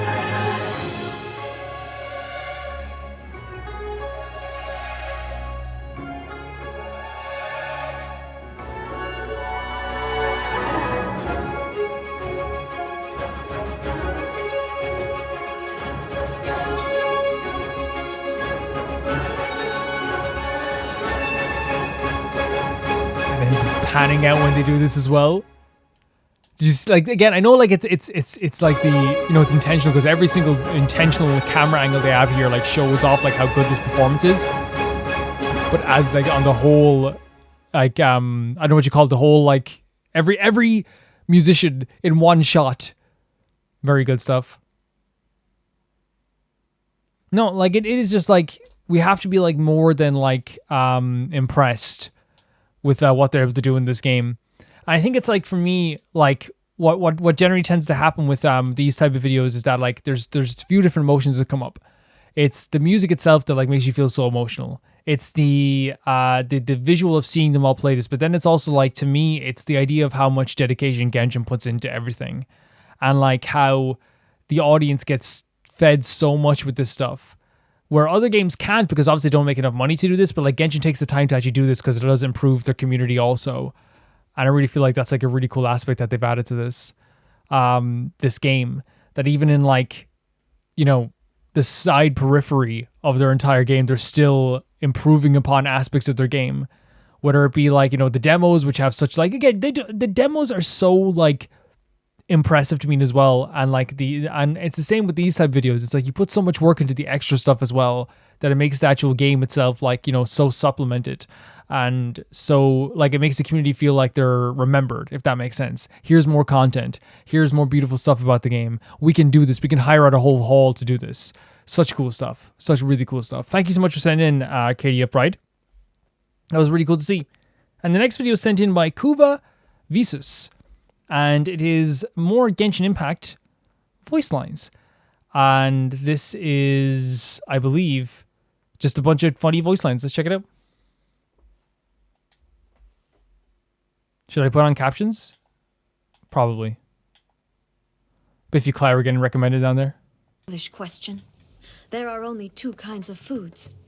Those that must be consumed to nourish the body, and those that harm it. Oh, okay. Don't listen to the Shogun. Desserts. Cavities are no big deal. You can just replace it. Anyway, I just don't see how desserts can pose a serious obstacle to my pursuit of eternity. The idea of like being so like non in tune with the actual world that you don't know that you can't replace your teeth. Oh God. Oh God. Please make Klee's bombs blow in the right direction and only blow up bad guys. The end. This mortal. Oh, there's Shao, my boy. But the idea that Klee's been like throwing bombs and by accident they've been going back towards her. Obstacle to my pursuit Poor of girl. eternity. Dear Animal God, please make Klee's bombs blow in the right direction and only blow up bad guys. The end. This mortal concept of commemorating the day of your birth really is redundant. True. Wait. Have this. No. It's a butterfly I made from leaves. Oh my God. Okay, take it. It's an Adepti amulet. He's still giving us something for his birthday. What a The beaut. easiest way to destroy Sweetheart. your enemy is to take them down from the inside, right? That's why I joined the Knights of Favonius. Tainari once told me not to tell jokes at the dinner No. table, insisting that my jokes weren't funny at all. I did not share his opinion. So I told We know, 3 of we my know, best we jokes know. in a row and explained the premise of each in great Good. detail. Good. By the time I was done talking, my food was cold. Oh yeah, well you had really to taught me sacrifice had to be made. You can kindle the warrior spirit even in the weakest of bugs. Yep, I really took that one to heart. if it weren't for those words of wisdom, I'm pretty sure I would have given up beetle fighting after losing for the 780th time. Oh, 780? Yeah, I guess sometimes it takes a warrior to understand a warrior. When we're playing trading card games or battling beetles, we're always totally on the same wavelength. You tell us. The idea of pitting Beauty. docile Oni Kabuto against each other in battle, I mean really. I was only speaking in polite platitudes when I gave him that little pep talk, but to my surprise, he started calling me bro.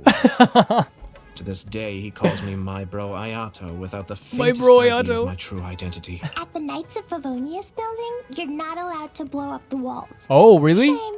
It would make getting out of solitary confinement way easier. It would. But if I did so much as try to blow up the wall, Jean would make sure Clee never sees the light of day again. Let Clee blow up a wall. Like, Jesus Christ, have a bit of fun in your life. God forbid someone have hobbies. Ah, I've got just the one. There once was a traveler stranded in the desert and dying of thirst, who in desperation prayed for a hydro slime to come their way. Right.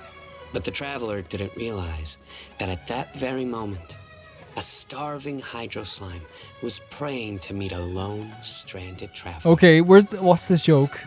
What? Not funny? What? No, it was hilarious. It was hilarious. He was the first ever Fatui Harbinger, and today he's our leader. He only appears on important occasions. As for his accomplishments, to be honest, I don't really care. Damn. Okay. What about her?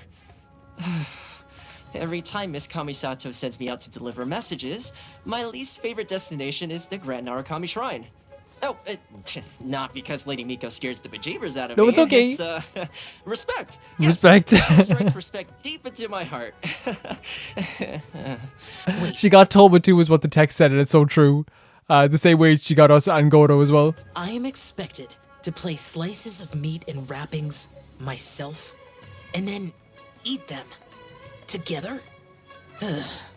Humans these days. Shao's voice lines are so soft. I've done a few favors before to deliver roasted lavender melon to him in prison. This one time, I overheard him singing. The lyrics were complete trash. Oh my god. But I gotta say, he has a pretty good set of pipes. Okay. And it's not every day you come across an inmate who's in the mood to sing their heart. That's Ito, though. That's Ito. Our girl. He's always been an unpredictable one, even as a child. Don't be taken in by his warm smile. There's no knowing what devious scheme might be brewing inside his head. It's really quite maddening. What do you mean, sly as a fox? If you're trying to insinuate that he and I are anything alike, you are sorely mistaken. You're all mistaken. I trust you'll have heard the way she refers to me. The Yashiro rascal and other such flattering monikers. Yeah, I mean, if Yaimi calls you a rascal, that's it. You're a rascal. Okay, Venti. Celestia. I'm not sure even I could fly that far. In any case, the water there tastes foul, and the fruit is bland. You know what that means. No cider!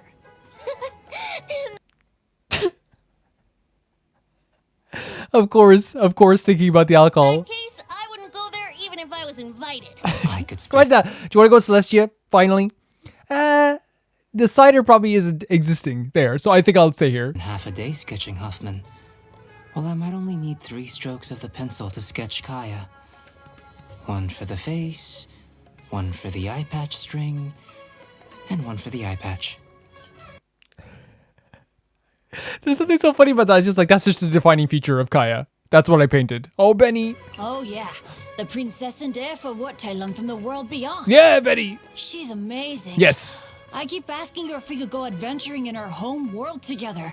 But each time I bring it up, she sort of avoids the topic. Right. Ningguang is never really I imagine. one to speak And probably because she tried to keep like that side secret still at this point. Frankly, but she has been very direct with her criticism of me in the past.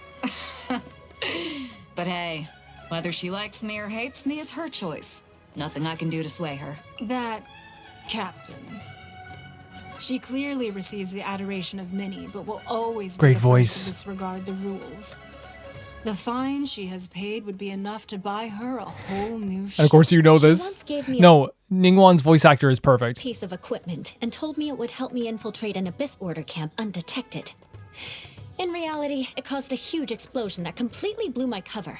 And before I knew it, I was being accosted by 13 Miitopia.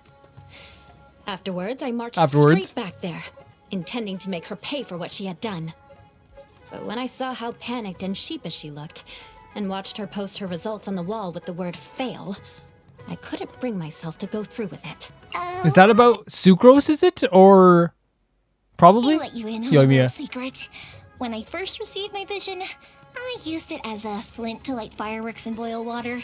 That is like the most Yoimiya thing I've ever heard in my life. Before returning home, chucking it into a storeroom, and for getting all about it. In the end, it was my father who found it and told me that it was a precious item that I should keep safe. This is so Yoimiya. At least it didn't get taken back by our dear Archon. The Archon. Rain. Can you imagine the Archon's like, Yoimiya, okay, fine. Hand it back. Only it could cleanse the corrupt souls of this world. Tell him! There was once a drink I used to enjoy with friends, long ago. Is it because the climate has changed? A shame I will never be able to relish in its smooth flavor again. Osmanthus wine. Good morning. The editing is fantastic in this. It's so good. Changed? A shame I will never be able to relish in its smooth flavor again. Osmanthus wine. Good morning. Huh? Why are you staring at me? My hair's sticking up? Don't look. I'll go fix it right now. Oh my god, that's such a sweet line. It adds so much to her character as well. All these add so much to the characters of this game. They really do. Who as in who put me in this coffin? And Tao as in I can't get tout. Not funny? Every time. That's the best voice line in the game. Who as in who put me in this coffin? And Tao as in I can't get tout. I can't get tout. No, not funny? No, it's hilarious. Every time Klee wants to play with me, I take her somewhere far from the tavern. Alcohol and explosives. Yeah, no, good idea. Yeah, that's a dangerous Good idea. combination. I mean, do I want to destroy the wine industry of Mondstadt? Yes, but not in that sense. Yeah, you'll destroy everyone. The best. I like listening to her. Last time I heard her say, I'm gonna destroy the wine industry in the city if it's the last thing I do. And I'm gonna help her using my bombs. Yeah, no, that's all Klee heard. What a wine industry is, though. Is it a monster? She didn't even know. She doesn't even know what the wine. Again, that's why Klee is the funniest character in Genshin. That's why Klee is the funniest character in Genshin. The idea that she's sitting there going like, the wine industry. Oh god, we gotta stop the wine industry. And she's so helpful. She's like, yeah, I'll do it. I'll help out. Don't worry about it. I'll help you destroy the wine industry, thinking that it's just a freaking monster. Yeah, there's such funny lines. I think they add so much to like their character as well. We talk about all the time about how like it's not just like when it comes to Genshin voice lines and Genshin characters, the stuff that like makes them like even more important characters to be isn't just like the very serious stuff. It's also like the very, how do I say it? The very like again, it's like, how do you like your eggs in the morning? I say that all the time. That's an important question to ask any character. If you're creating a character, interviewing them and asking them what they would do with $1 million, that's like a good question to ask because you can understand the character so much better that way. Having a character, how like Xiao feels about birthdays, but he's actually really shy about it. How Ayato and, how Ayato and Toma get a little bit nervous out here on Yamiko. It's stuff that adds to their characters so much with just little details. I really love it. I really love it. And then Klee is just the funniest character in all of Genshin. It's always so funny hearing these. It really is. Thank you so much for sending in, Kuvavisis. And the next video is sent in by Scenic Season. And it's time we address this very serious topic. Let's go. Genshin Impact makes no roads make no sense. That's the name of this topic, by the way. Oh, that means on top of the mountain. Roads. Oh, roads. They're everywhere. We all need them. We all use them. I mean, you can't go 2 steps outside of your house without seeing one, right? Without them, we wouldn't be able to function. Is the purpose of a road not to get you from A to B? So what then is the purpose of so many of these roads? And how truly safe are they for the average Teyvatian? That's where I come in. Hi, I'm B. I'm a road safety inspector, and these are the important questions that we will be exploring in today's video as we go around and audit the safety and performance of Teyvat's roads. If you actually are, that's pretty cool. This is a topic that I'm honestly surprised hasn't really been covered. That, or I'm just a bit too obsessed with roads. No, I like it. I like the obsession. I like the passion. But, no, wait, I wasn't done talking. Now, first I'd like to draw your attention to a road that does make sense. Great editing. Just to give us an idea of what we're working with here. Sure. So, the first road and surrounding area that we'll be taking a look at is the most simple one. And that is, of course, the connecting trade route between Mondstadt and Liyue. And I think to get an idea of this road, we should first ask this guy. This is a local businessman. I'm sure he can give us a rundown of what's going on. And so, according to him, this road used to be fine, but now it's been overrun with monsters. Just so we can see the And text as here, such, I might there's turn off the basically no captions. trade. How long has it been like this, you ask? 3 years. Not really sure the Knights of Livonius know how to do their job around here. You know, clear out the monsters so the local economy can maybe pick up again and function. As a road safety inspector, I'm definitely going to have a word with the Knights about this, because this should be a perfectly functioning trade route. And if we move on from that, we can at least safely assume that yes, the road does make sense, at least. Yeah, And it has okay, a that's good. purpose, right?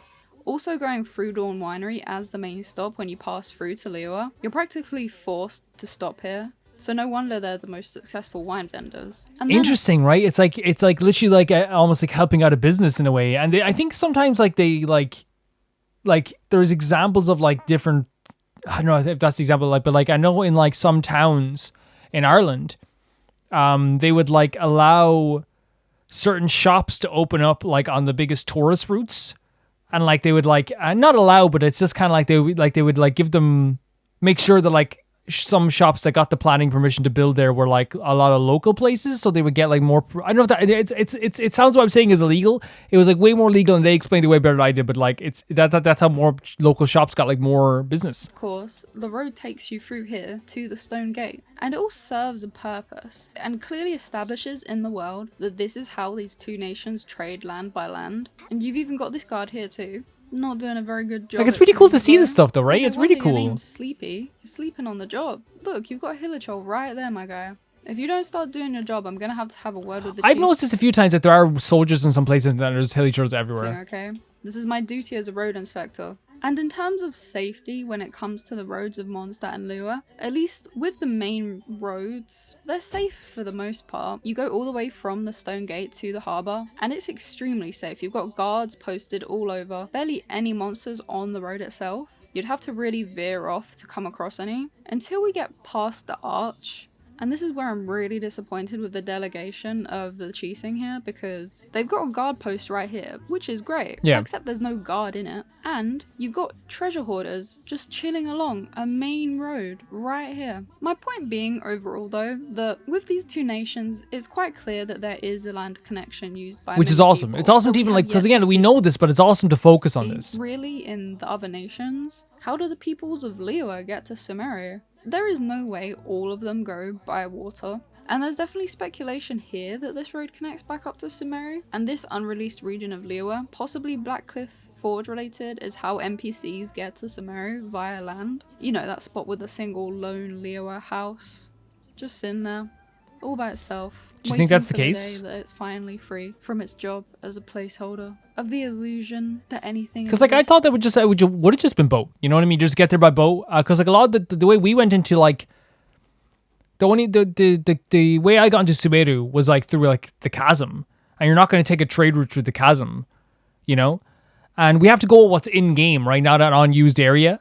So I wonder if like it is just like a lot of boat travel, because we know that like there's a lot of trade in boats and like in travel through boats when it comes to Sumeru. So past this point in the game. Anyway, this is plausible. On the other side of Sumeru, there is also a path leading into this region. But if we look further on the Sumeru side, this road is incredibly difficult to get to. Yeah. So it doesn't even seem very plausible that Well, this Madam could Ping, be you get there. used as a main thoroughfare for your everyday NPC. If I come over here, you can clearly see, right? There is a road that goes through here. You've also just got this little bit of road right here where it's like they just forgot to paint it in, which is quite funny as well, because this whole road takes you to another part of the Aranara quest, but it's like it's definitely not meant to be that color. If you look at the other part, it's the color of an out of bounds road, which is Yeah, interesting because the it's R&R talk about inbounds. the let's roads just as take well a quite a moment to bit. follow this road back down, and as we can see, it goes past an Eremite palace already quite dangerous because these people want to attack you on sight. And then you go through here and you end up at a Hilichurl camp. And let's say just for a moment, we try to ignore the Hilichurl camp. You know, it could have been set up fairly recently and just hasn't been dealt with by the rangers. But then here we see, it doesn't even connect up to the main road. If Yeah, this was being to used travel with as a main stock across NPC that? route, then surely it would connect up. Crazy. So overall, I think I'm gonna have to give this road a rating of painted road out of 10.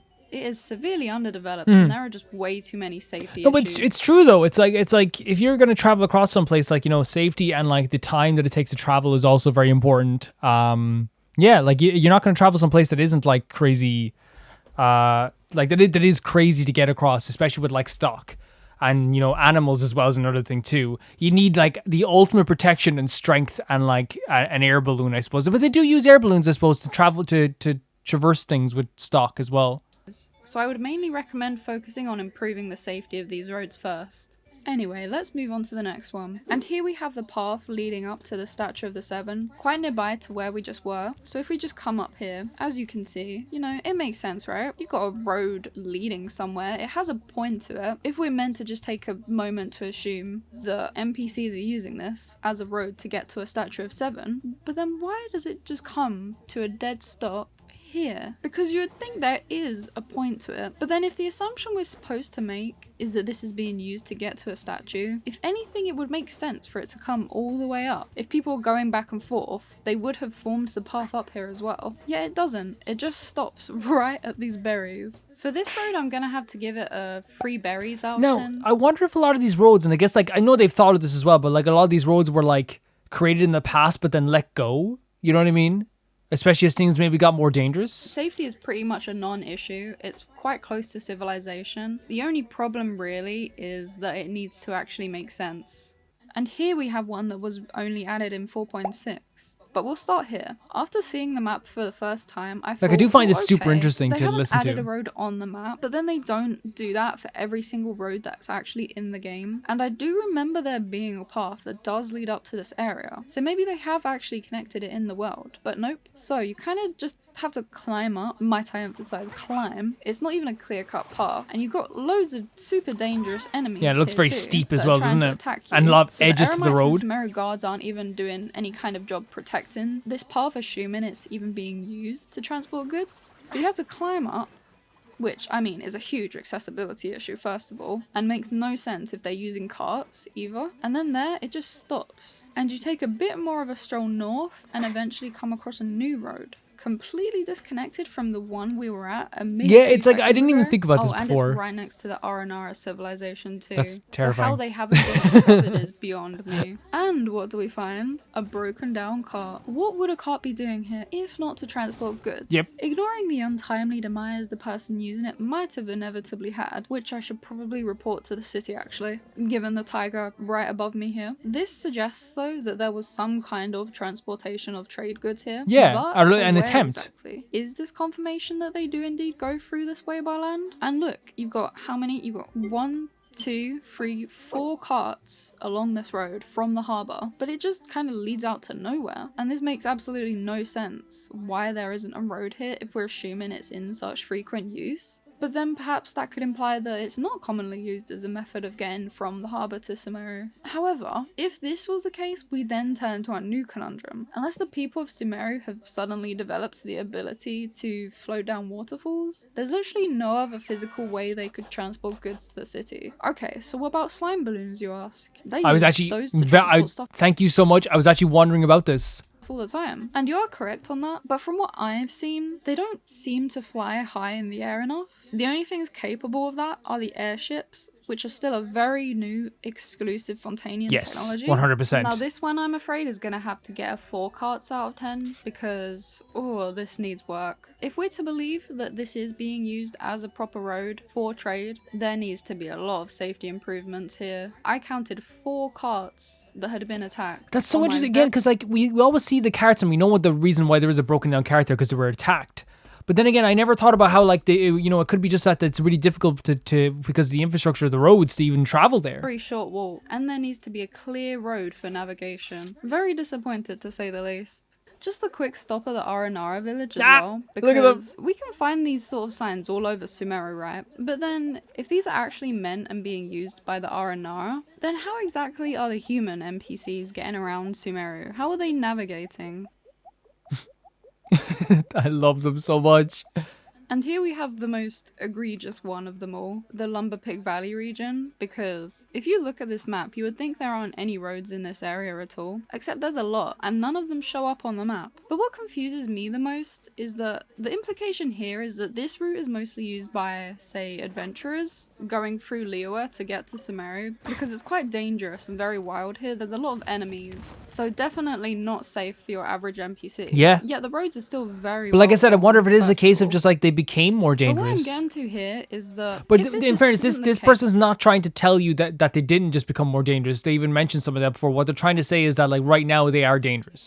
and it's not generally used for your everyday NPC. Why does Legoth spawn so close to it? Because this is a serious matter of investigation. Legoth, when his quest activates, he spawns here, and the only reason he could Very cool, possibly using be natural here merchant. is if he came through Lumberpick Valley to transport his goods. There's nowhere else he could have come from. And we've got Legoth here talking about a main road, but it's never made clear what road he's even referring to. The descriptors are all super vague, so we never get a clear idea of what is really going on with the road situation. Here's also another example of the road just stopping, which again, you have all these other roads going through. I also see stuff like that with Joff. Like sometimes it's just a video game, you know? And I know like it's so annoying to say that. Sometimes like it is like there's just video game stuff in games, and that's okay too. Because this never broke my immersion ever, like, because obviously it's fun to look at stuff into this and look into it. But I do also wonder if people in Sumeru are just good at traveling. The Pig Valley that all connect, but then as soon as you get to one that you would think would be very important, it just stops. So if we go through here and follow perhaps where he would be going, one, we've got another road which stops and starts again, and the paths are very windy, also filled with a load of enemies. Sumeru has so many enemies around the place all the Huge time. safety hazard right there. You've got a giant rock just hanging around. That could fall any second. I definitely need to let Sumeru City know about this one. Okay, so looking at the map, this also somewhat confused me at first as well. How is an NPC supposed to read this map and navigate through it? Because I couldn't figure out a way that a trading cart would even get through all these passes into Sumeru City itself. But there is one way they could get to the city if they're going from Lumberpick Valley, and that's through here. If they go across this bridge here, they have to wrap all the way around the city first. So is this being used as a trade route between Liyue and Sumeru It could. or not? Because otherwise this is a huge waste of time and resources as well. You've got lamps and fences going all along that need an incredible amount of upkeep, and again, just incredibly unsafe. Yeah. Just loads of enemies waiting to attack you. I find this so interesting, for and now, I love to I'm talk gonna about it have to afterwards give as this well. one I'm not sure how trade routes even work in Tevat out of 10. I'll get back to you on that at a later date. Now, there's still plenty of roads that we haven't taken a look at, but after having looked at Fontaine, I think that one's gonna need a whole other video. At the end of the day though, the point of this video was to just stop to take a look around and recognize the things that perhaps we don't always pay attention to in game, whether we're just trying to complete our dailies or teleporting from one stop to another. And I hope this encourages you too, even if just for a second, to stop and really take in the small things. Yeah. That No, I think that's what it was. I hope it didn't seem like I was like being dismissive of their opinion either, or their take. I love people that look into games like this deeply, because like it doesn't break my immersion when they do that. But like the thing I would answer back to is like 100% in real life. I know just from experience in Ireland, there has been places in Ireland that if the travel infrastructure for trade routes is so bad, some companies would just leave that trade route and find another trade route. They will, finding another starting point at the very least. So I do wonder if, like, you know, the trade routes here are just really bad. Like, especially that last trade route. I think that makes sense. It's like, especially in this time, to have a really unbelievably long trade route that after a long time becomes very difficult to upkeep, very difficult to find. And also, we know for a fact, by the way, that soldiers and like rangers are not like the most attentive creatures, people all the time when it comes to this game. So of course they're not going to be like clearing it out. And I think it's also like easier to say, oh, this place is infested, rather than saying like, you know, like we could clean it out. But at this point, like, it's like there's so much a multiplication of creatures and animals, especially in Sumeru, with such a wild place, and, you know, intentionally so, that I wonder how difficult it is to travel across there. But for me, I think also Sumeru characters are just really good at traveling. I really like this video because it's like, again, a deep look into something that I never thought about before. But I think it's just like maybe those trade routes were set up so long ago, and now they're obsolete is the way I look at it, Scenic. But then again, this person put in a lot of effort into that stuff, and for me, at the end of the day, I think it doesn't break my immersion because I always go back to the answer sometimes of like, while I don't see it as just a video game, I look at it as a window. I look at it as this world I like to look into. I don't look very closely at this stuff all the time. So after this video, it's like, oh, that was really interesting. But then I don't think about it like as much as I would like another thing. Does that make sense? It's not me being dismissive. It's me being like, well, if I think about that all the time, like, it would probably just drive me crazy. So I'm glad other people take the time to put this in to give some interesting concepts to you, so I can talk about this and have a nice conversation about this and see like these interesting ideas of what a trade route is. Because I do think this can be explained through like just like bad upkeep, trade routes getting destroyed, people getting destroyed on the roads. I think that's fully easily explainable. But if that's not a good enough answer, then I also just will go back to like, you know, sometimes video games be video gaming. You know, and that's okay. Sometimes you gotta let a super immersive experience just be a video game sometimes in some aspects, and I'm cool with that. Thank you so much for sending in, Scenic. That was really interesting to see. The next video sent to my Emerald, and it is the Inquitus Baptiste voice lines. Let's check it out. This video was made by Emerald, I believe. This can be super interesting, actually. I will cleanse you of your sin. Oh, the idea of a sinner again, man. The sinner. Salvation belongs to the abyss. Give thanks and receive thy blessing.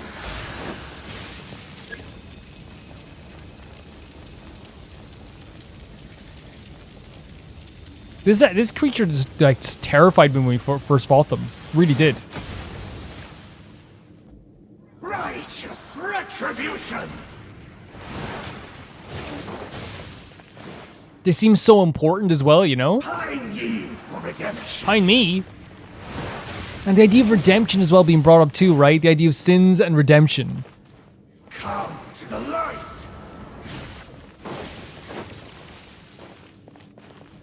Sin lies within There it is again, the idea of sin lying within us.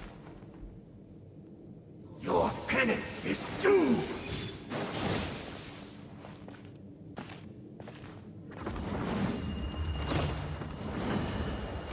That's such a cool move. Let the blind see. And that concept of the idea of like the blind being able to see, it's like, oh, you're not like, it's like almost like someone being blinded by the truth. Or not blinded by the truth, but someone is blinded not like physically and like real, like it's more just like of a mental blockage almost.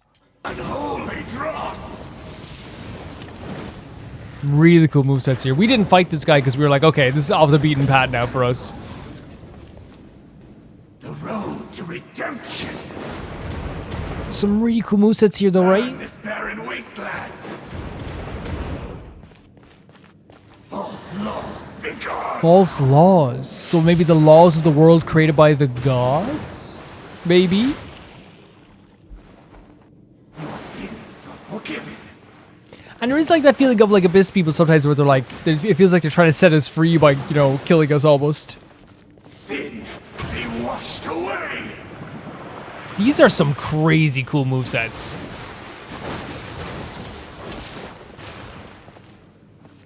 Let the blind see.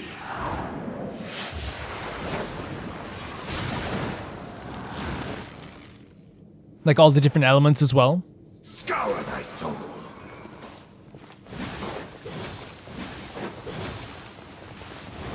That last thing, it looks like almost like an anchor, right? Be still and know. All who have sinned must pay. Up close this time. Oh yeah, like the like it's almost like they're like little universes like they're using to attack. False laws begone.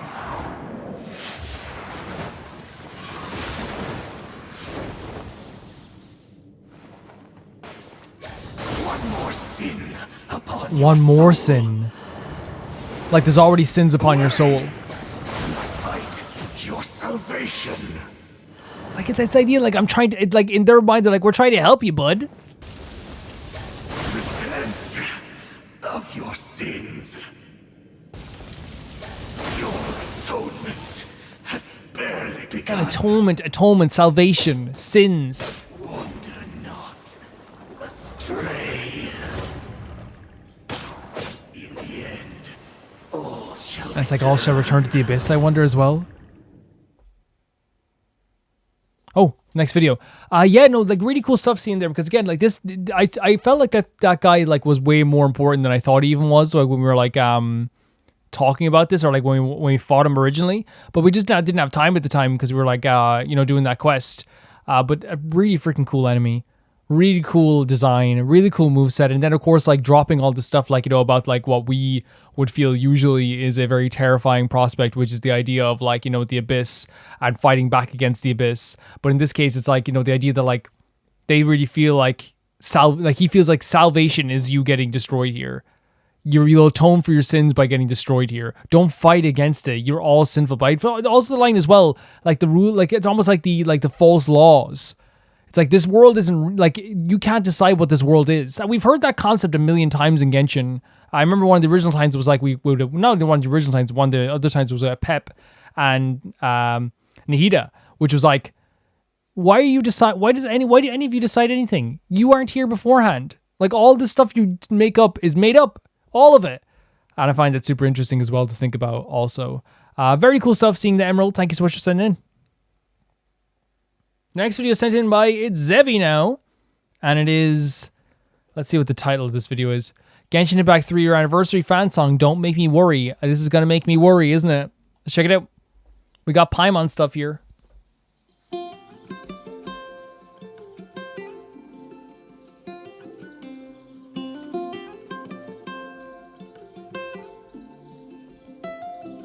Look at this adorable creature.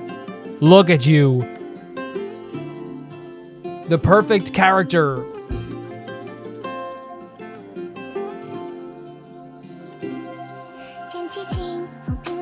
Is there... Oh my god, the water pouring out the mouth. Okay, yeah, captions of course. The water pouring out the mouth is hilarious.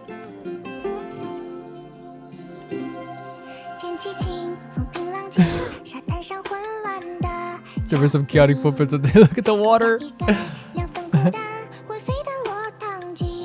Two lonely hearts met. Are you serious? Oh, Paimon!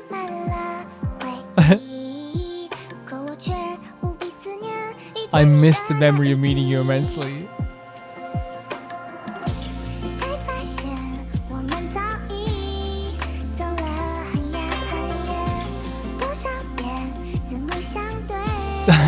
Me all the time, the toast. Oh my god, Paimon. No, perfect creature. You eat as much as you want. Music is gorgeous, right?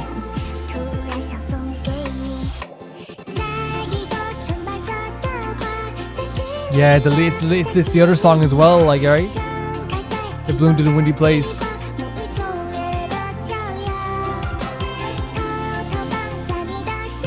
at the flower you see. Oh.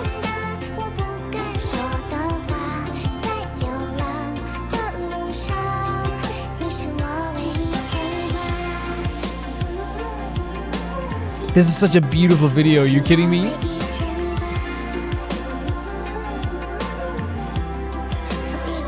Oh, don't make me. Oh my god. Look at Paimon. Paimon's perfect. Like, look, and again, like, this is like so well. Here, watch, look. Going back to this.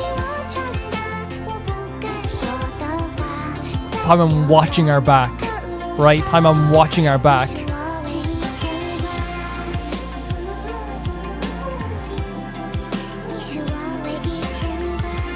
You were the only concern of my heart as well. Such a great line too. Look at all these images and stuff we've done. Look at the painting as well. And Paimon just... Oh. I just started looking back at all this stuff as well. It's gonna kill me.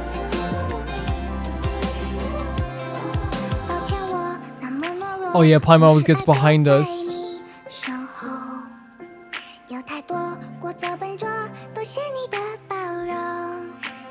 He said like looking at this like scene, it's just like it's killing me, man. Because like we talked about earlier the earlier song as well, how Paimon like won't be forgotten about ever, and it will be us and Paimon towards the end of this journey always. And like it just kills me like seeing like Paimon ever like feeling this way. That's why I'm always like trying to defend Paimon even when it's jokes,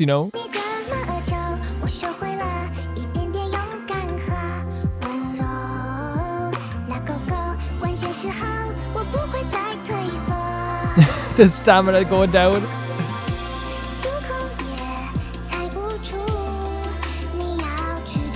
And then always eating, as you should. Eat as much as you want. all the scratches and bruises. Oh my god. Why would giving up a sandwich for us? Stop. Stop. Cease this. How am I supposed to do with Paimon looking like this? There's like Dunya's art in the background and stuff. No! You little baby. And we know Paimon can sleep standing up, which makes it even sweeter. The visuals in this just kill me so much. And there's Detective Paimon over there. Are you kidding me? Detective Paimon. Oh, I'm dead. I'm dead. I'm so dead.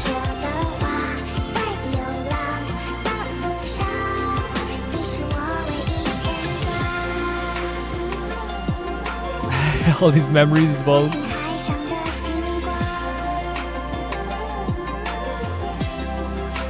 So don't make me worry again. Like something like again like the like.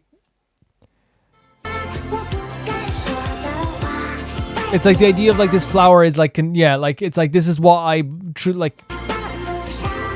It's what I can't say, right? Which is hard because like I think like Paimon and the Traveler have those little moments where they go like, oh of course you're my best friend, you're my best friend. You know what I mean? They have those little tiny moments, but but before the end of this game, they better get like a full emotional moment with each other. I don't care. If they don't, look at this. Look at Paimon. You need to stop. Seize this right now. Best smile in the game.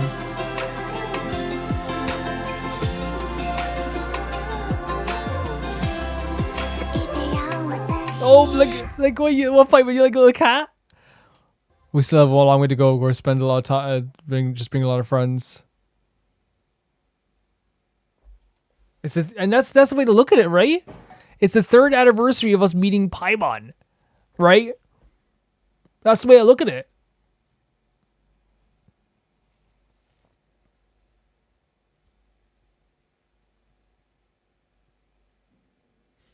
Like I don't know. I'm just looking at like the visuals and that just like made me so emotional. And it's just the way they perfectly conveyed like it was Paimon. I'm in tears. It was Paimon seeing us all scratched up and being like, I need to hug them right now, and gave up her sandwich. I know that's like such a silly thing to say. She gave up her sandwich. Paimon giving up her sandwich for us killed me. That's true freaking friendship. That's true love.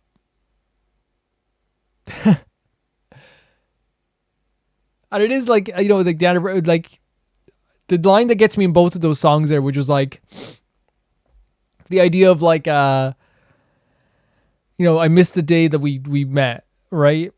And I feel like that's just because, they go through so much, and now how like they're finally, like they're on such a big journey, and it's hard to, reminisce. And like, I think that video there, the whole video we just saw there, Zevi, was just like this idea of like, we are reminiscing, right? It's like, then now we get to reminisce, and this is us reminiscing about the past and all the stuff we've been through together.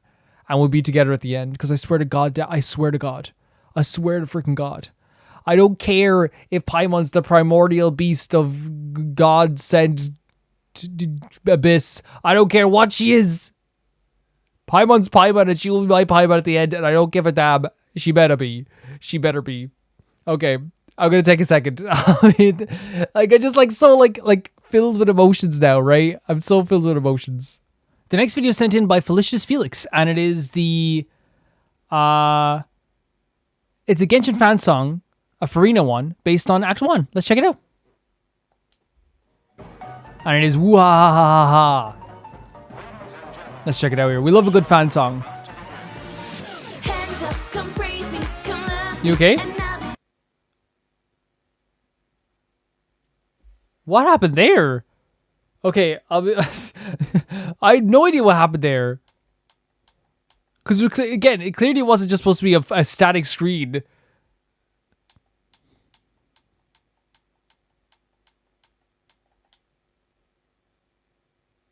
Clearly. Let's check it out.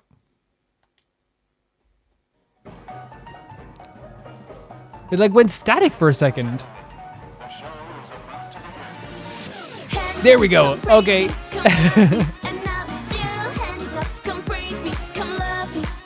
We already do. We love you. We love you. When she challenged us.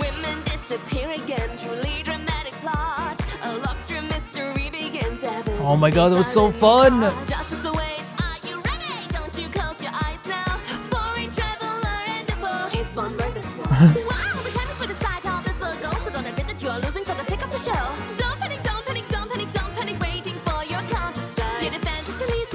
I love the visuals in this.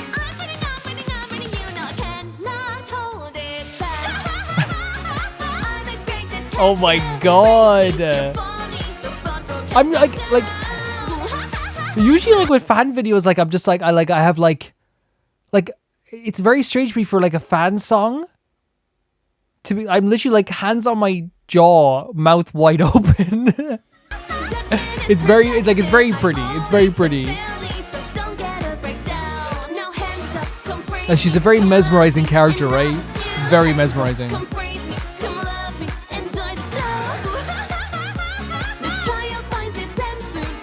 What a great like design as well, right?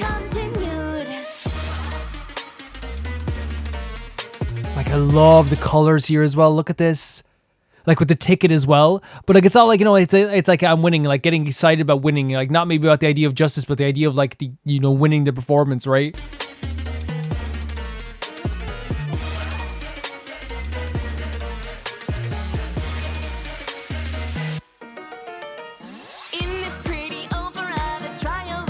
Beautiful.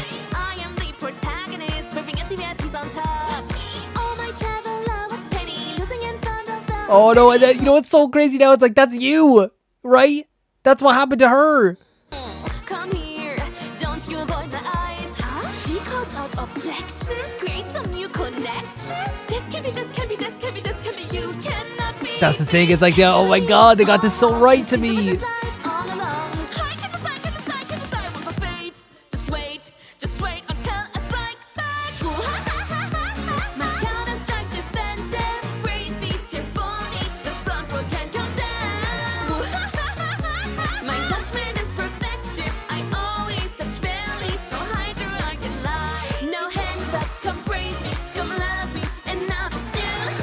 I like this chorus a lot too. But yeah, it's like what was happening here. It's the idea of like it's not about the justice aspect of it. It's about the idea of like I cannot lose in front of everybody. I cannot be embarrassed in front of everybody.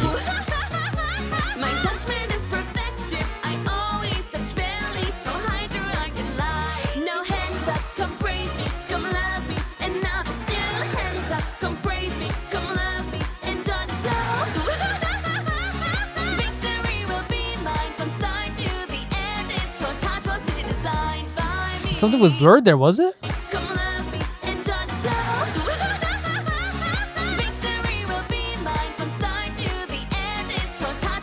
Okay. This to me is like it just feels exactly the way I felt when I was watching the first act. Be quiet and listen now. So listen now. 3, 2, 1. Oh my god.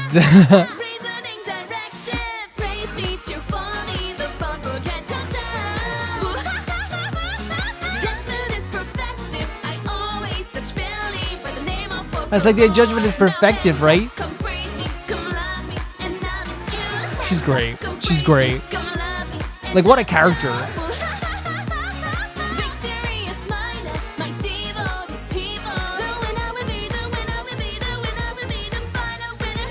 There it is as well. It's like something. Nope, we know it wasn't. Something so important about that whole song. I feel like it was her singing to us, like kind of being like, "I'm gonna be the winner. I'm gonna be the winner," because she desperately wants it. Not the idea of justice, because in her life, to me anyway, when I look at a character like Furina, like what I see when she looks out in the crowd is like she sees something that is almost like her self-worth. It's the idea that she has to, like, you know, always get the praise from this audience. And like the idea of like her saying to us, like, "You're going to lose in front of the whole city in this song, right?" It's like, yeah, that's how you feel. And you had to lose in front of the whole city. That's how you felt in the end, which is crazy that she was trying to turn around on us in the song as well. Very interesting stuff as well. I was like mouth wide open for that whole thing because I think the presentation was crazy in this song. But still very, very, very cool. Thank you so much for sending this in, Felix. We're going to learn more about Furina as time goes on, but that trial was absolutely crazy. The next video is sent in by Primo Hiko, and it says, "Hey Calvin, I just joined your Patreon. I want you to know that I really enjoy your Genshin play. Thank you so much. And that I followed you since the very beginning. Thank you so much. Anyways, here's one of my favorite videos that I'd like to suggest. It's another video of the creator No Tables, who made the Lamine with the gun video. I hope you enjoy it. Thank you so much, Primo Hiko. Thank you so much for joining the Patreon. And anyone who joined, we actually had a lot of new patrons in the past few weeks. So all of you who joined the Patreon, I thank you so much. It literally like keeps the Genshin playthrough afloat. It keeps all the playthroughs afloat, really. And I appreciate you so much for doing that. Let's get into this video. Now? But I was gonna go for lunch. I know, but just for a while, please. I need to get things ready for the briefing. Clee, Jean in a suit. It's your first time here. It suits. Big sis Lumine It suits. show you around, okay? Keep her away from the restricted zones. Jean, that looks so good on you. Get into what we're doing. Bye-bye. Bye-bye, Master Jean. Sweetheart. Right. Now who's ready for a grand tour of the... Oh God, yeah, you're done. You're done. You're done. You're done. Go home. Yeah, you're done. You're done. Clee! I love how much of a troublemaker she is. Would you like to begin practice mode or ranked mission? Ranked mission? Is this a game? I wanna play. Oh no. Initiating ranked mission. Wait, no. I'm all for giving Clee a rocket launcher, so. Free outfits? Clee, that outfit looks so sick. What is this? Pure intelligence. Infiltrate the Abyss Tower and extract data. Get him, Clee! Get him! Exfil at the designated area. We can't be here right now. June will kill me. Let's go back out, okay? Operator Lumine, leaving this match will result in rank demotion and forfeiture. Exactly, you're gonna go down. You gotta fight with Clee. Let's win this, okay? Okay. Generating load. And Clee's outfit's so sick. Hydro rounds. This works. The shaking of the weapon as well. Team assistance. Wow. They're Not here to bad. help us? Not exactly, but you'll see. This is so neat. It's so neat. Oh, okay. Oh, Clee, just shoot them. Shoot them with the rocket launcher. Go on. Initialization complete. Good luck, operators.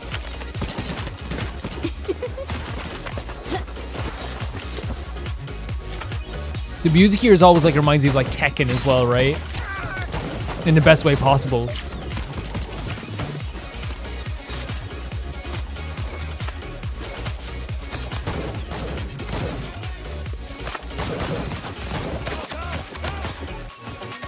It's the scratching of the head. You can do it, Clee. Oh.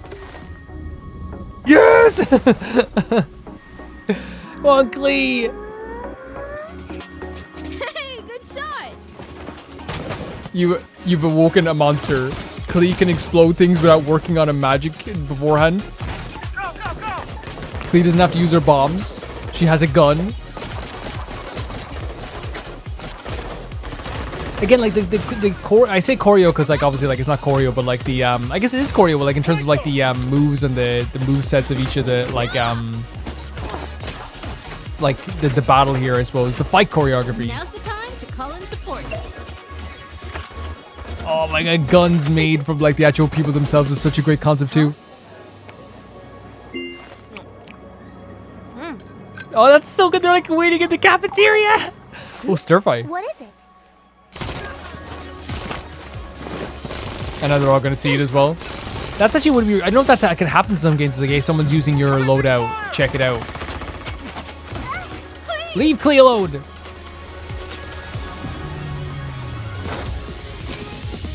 So sick, isn't it? It's so sick. Oh, and the static guns as well, or bullets. Let your shield recharge.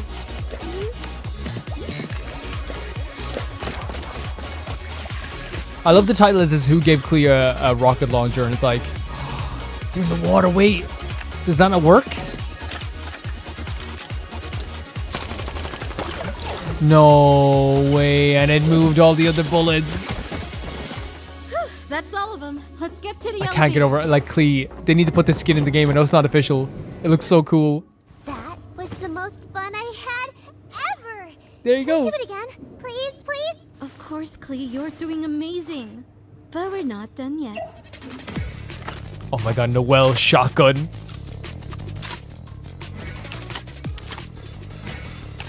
The animation on this is crazy.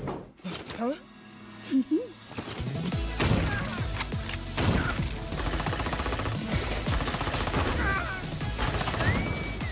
Traveler's good. Number 1 in the rankings for a reason. Would you two like some fresh pancakes? Would you? Wait, why is Klee in there? Oh, Noelle's gonna notice Klee. Look what I'm looking at. Look at what I'm looking at right now. Leave it to me. Klee, are you serious? Are you serious? Klee! Oh my god!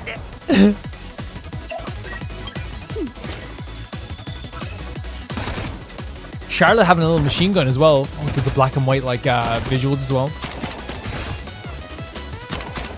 Like, they would never have these skins in the game, I know, because they're from like a fan-made thing. I don't care, man. I would love these skins. They're so cool.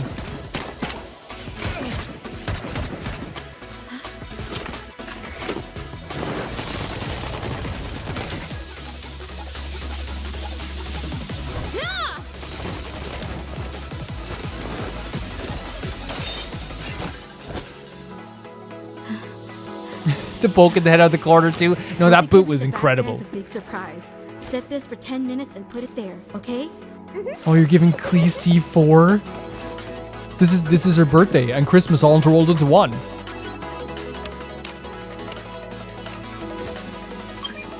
Realistic. So real. Ugh.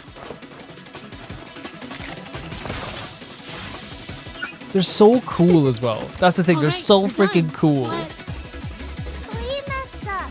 Can I turn it off? That is such a Klee thing to do. You know what, Klee? You didn't mess up. You did a good job. Well done, Klee. Well done.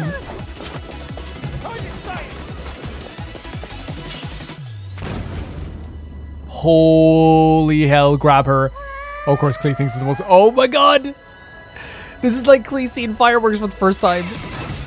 Stop. Stop. Grab her. Yes, please do make sure she's okay. No, this is insane. This is insane. Off the head as well. Take that. No. There's so many like cool ideas in one video, right? In terms of like how to like do different combat stuff. Not how that's meant to be used. No, I don't think so, Noelle. I don't think so. Ooh, I've never rode one of these before. Do you know how to drive it? Probably. I've only read the manuals. Go! Yes, I can! You gotta go. The comedic timing of this is well, very, very good too. Not just the animation or like the actual combat, like or the visuals. It's like the comedic timing is actually very good. You could watch a TV show of this for sure.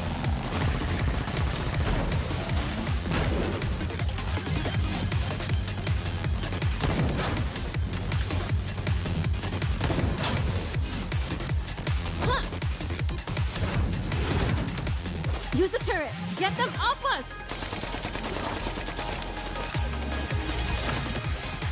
Klee with a turret. Klee with a turret. And she's laughing, of course.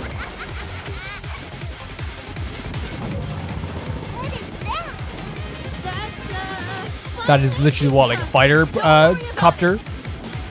What are they called? Like, I forget what they're called.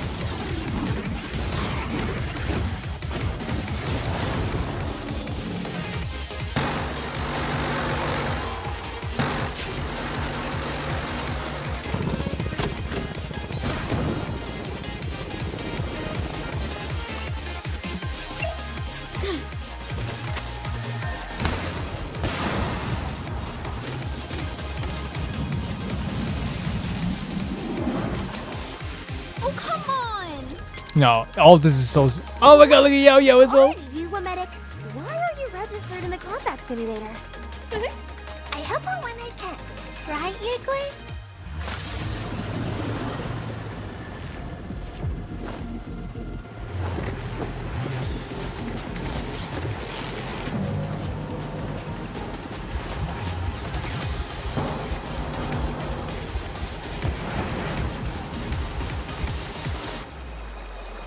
What do you see?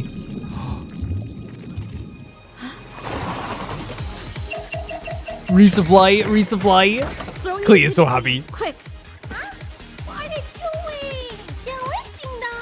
They're wasting them. I think they're onto something. This is how well directed this is as well.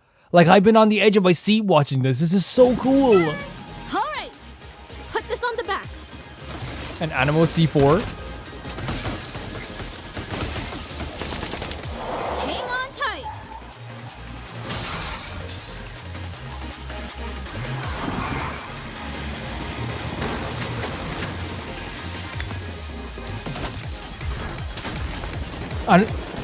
A grenade that makes a ramp.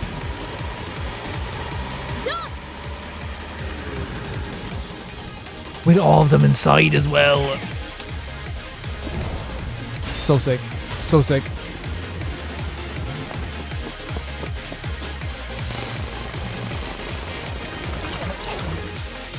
Like, this is such, again, like I said, ideas, creativity that comes from this. Like, there's so many different combat ideas that just make this such a cool thing that you could see. Like, again, hire them for an action movie.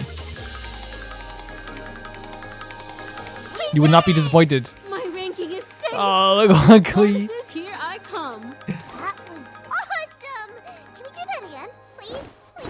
Please. Of course. We'll beat all the meanies to a pulp. And then the hug and the and Jean saw everything. Okay, you're done so. I told you not to get her involved. You look so good, Jean. I'll talk to you in private later. For now? Wait, what? We have a mission to do. Wait, so this is like a series? And like there's like different like stories to it as well. That's so cool. That again, the ideas that come with the combat in this. I mean ideas when I say like someone should hire them to do like action movie choreo. Some of this might be impossible for like an actual action movie, but like for an animated action movie, like some of this stuff was just so creative and so cool. Like I need them to do to work in like Hollywood, you know? And I know that always sounds bad, but I'm like, same thing with Alien Stage. I need someone to like, you know, pay these guys $1 billion to make an anime. Like, I understand that like doing stuff online is the way to go sometimes for people now. And it's like, you know, it's not just about like making a bunch of money or whatever. Still, I still think that like whoever's working on this is absolutely so incredibly talented that they should be making millions upon millions upon millions upon millions to do like fight choreo or ideas at the very least. You know what I mean? There's stuff in this stuff that I never would have thought of. Or even like stuff that like is like, you know, like shooting the grenade and stuff like that. That's such a cool thing to do, and to have it VR characters as well. It's such a neat thing too. Thank you so much for sending in, because I love seeing stuff like that. It's actually really, really neat. Primo Hiko. I think like it's for someone like Clee as well to like get it, like to be so bright-eyed when she sees absolutely every aspect. This is such a perfect partner to have if you want someone to blow stuff up while also not being upset by blowing stuff up. That's who you want. That's definitely what you want. Thank you so much for sending in. The next video is sent in by Watch Your Damage, and it's so continuing the Vampire series. This is the third installment after Land of the Dead. With the conflict between the girl, Missy is her name, and Duke the Vampire in the video escalating. A lot of F-bombs for this one. Context for original song used for this animation was by Lily Allen. The lyrics are directed at an old US president, by the way. Okay, cool. Let's check it out. Lily Allen is way more influential on music than people give her credit for, I feel like.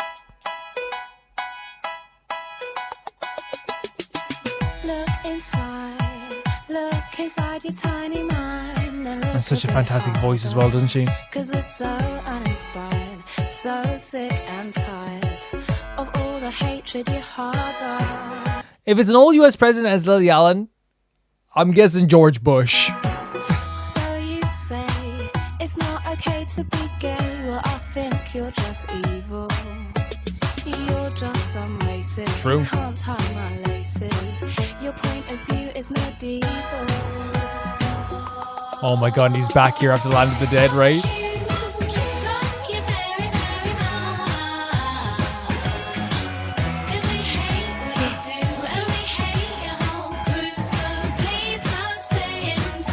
I love it. I love it. I love it. And by the way, saying there's lots of swear words in this, I've played Danganronpa. I know what, like, we've had swears on this channel several times.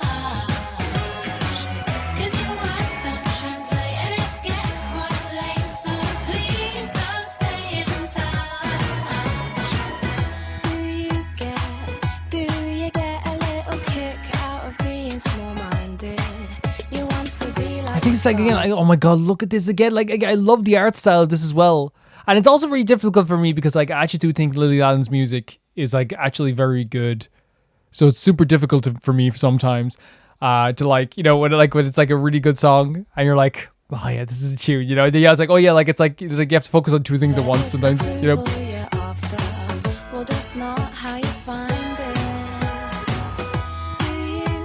And I love, like, the return on this as well, like her being able to punish this vampire after everything, right?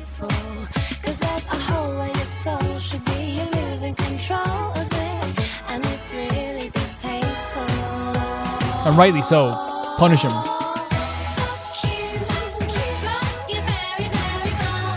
Oh, look at that. It's lighting up as she's stepping on them.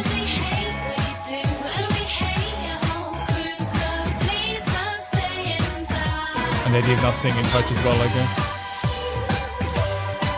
Oh, with the gargoyles singing it. That's neat. That's so neat.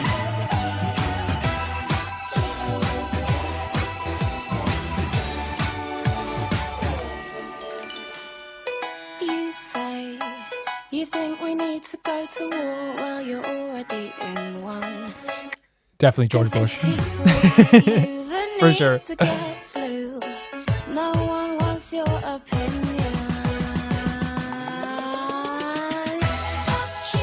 And now I love the visual style here as well, of like her getting like a payback on this freaking vampire. It's so cool. And like, this is what happens, man. You mean someone so much powerful that you F to it, right? You shouldn't have F with her. That's it. Oh, now in the raid as well. Oh, he's not happy. He's not happy.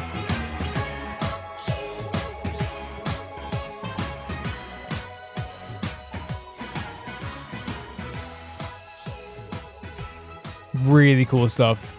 Really cool stuff. And there's all the special... Oh, the patrons.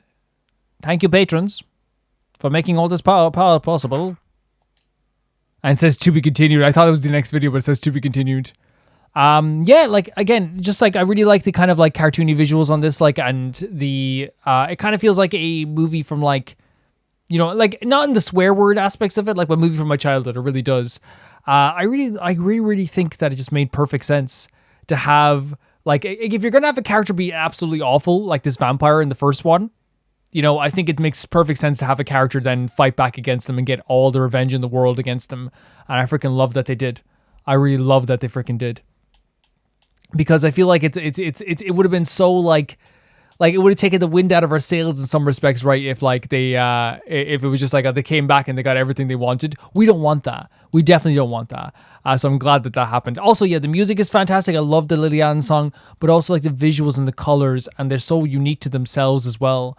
And the style is so like, how do you say, like, it's like, it kind of reminds me of like Court's Bride or something like that. I know it's such like a shallow comparison for someone who doesn't like probably know as much like in terms of indie art as other people might.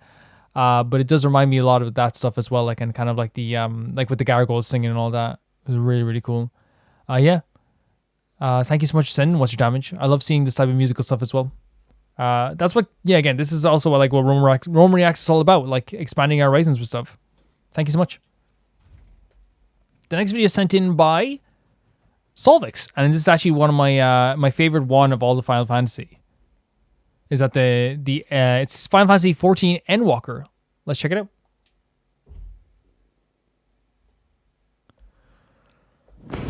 Peggy 55.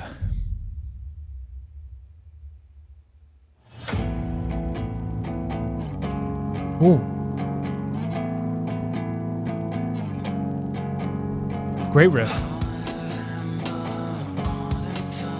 Such a sick riff. Are you kidding me?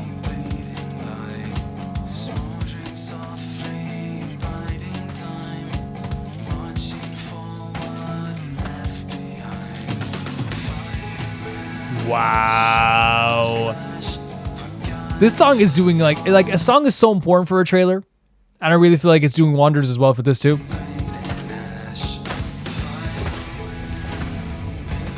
Square! That's sick. Well done, Square. Honestly, a really good way to show your logo off.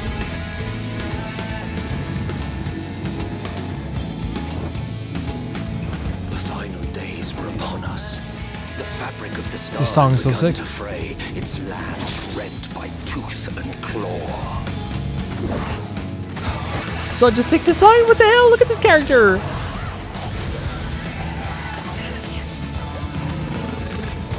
No, that's out of all, like, maybe it's just my own like personal like feelings on character design. That's my favorite character design I've seen. That's my like in Final Fantasy 14 so far.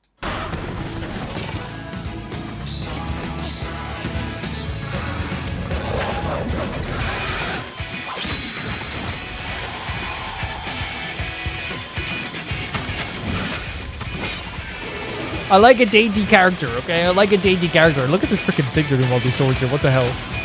Ultimate destruction here. Another sick design. Right. Two perfect designs here. I can look after myself, you know. And I've had enough of this rot. Come on. Yeah, look at that. No, this is sick. This is so sick. As the chaos spread.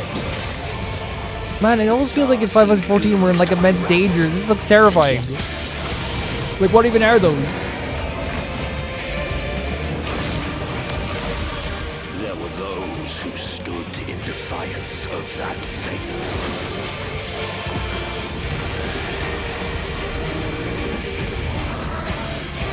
The hour is come for retry. So neat. It's all or nothing.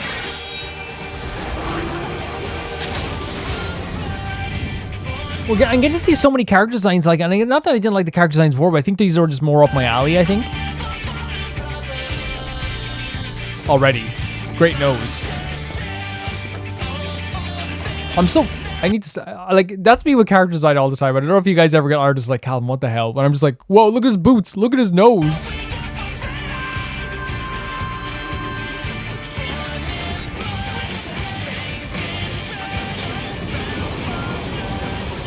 Jesus Christ. The stage is Beautiful character design. Beautiful. Beautiful. 10 out of 10. Another 10 out of 10 design. Look at this. All these 10 out of 10s coming out of here. 'Tis as we feared. The respite afforded this land was but fleeting. The end draws Like this character on the right. And it says about the end drawing near. It's a cool location as well.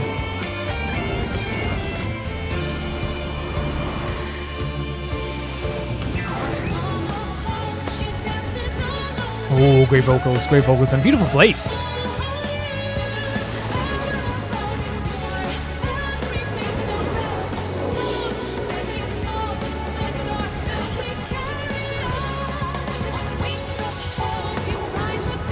What is it? It's like a library. Oh my god.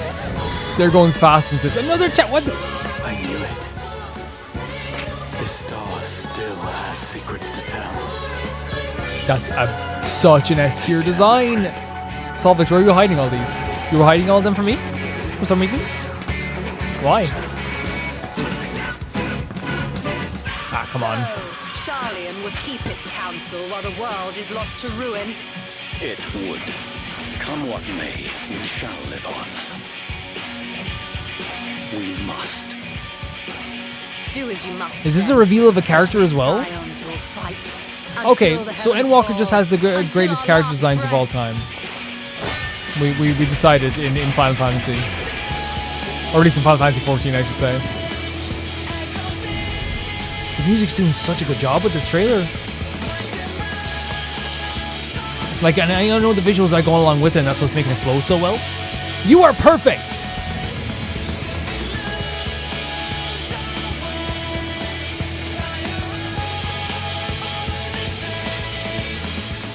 Past the far edge of fate.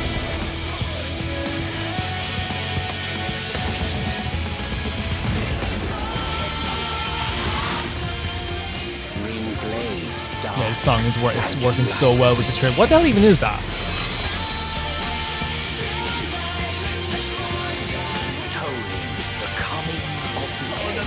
That's actually great. The color tones on the back of the cape. So this is like the guy. This is the guy. That's the moon. That appears to be the moon.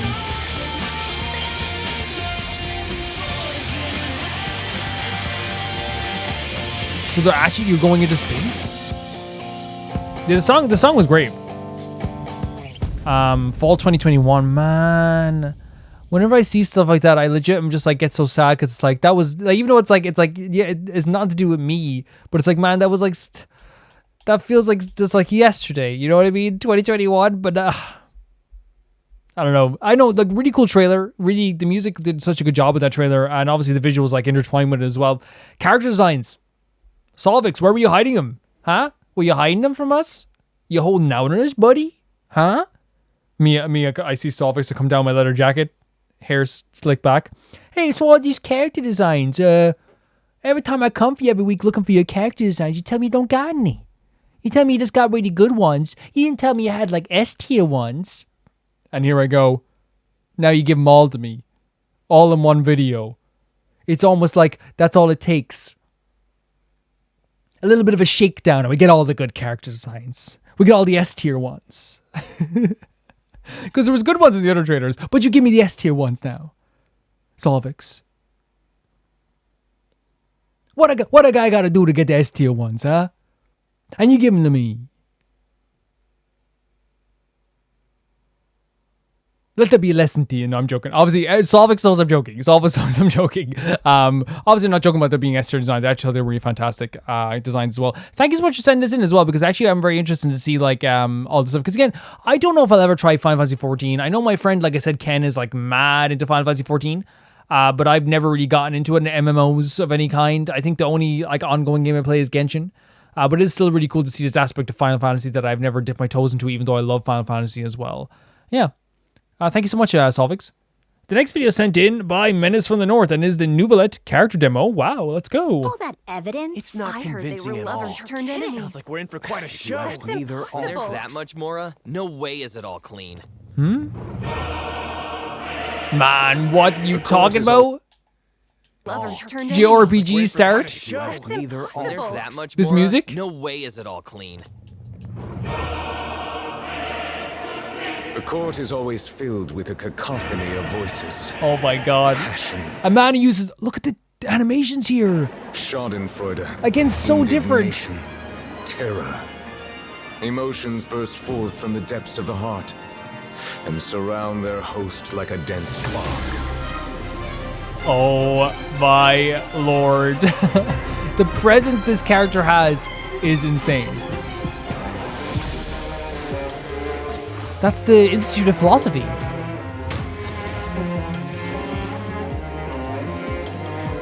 Very calm in the moves there, right? But very destructive at the same time.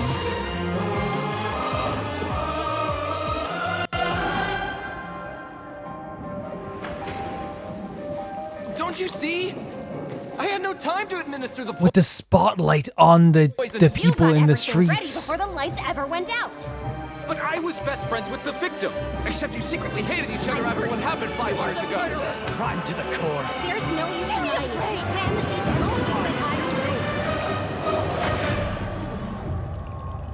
to silence everybody. That when he did that in the actual court case, like my body got chills.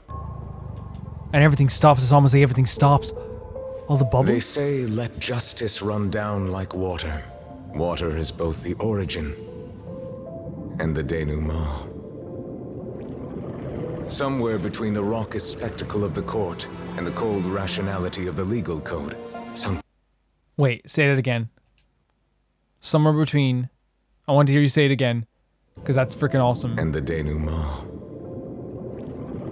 Somewhere between the raucous spectacle of the court and the cold rationality of the legal code. We've been talking about this. The idea of like what like the court system is and how like it is kind of like a spectacle. It's kind of like a performance. Like, and they know this, but it's blurring the lines. And the denouement. Somewhere between the raucous spectacle of the court and the cold rationality of the legal code, something has gone awry. You who were born with original sin, go forth and search for the long-buried truth. The hell! Look at this! All these people who are like in the court system. I will use the past to judge the future. The music!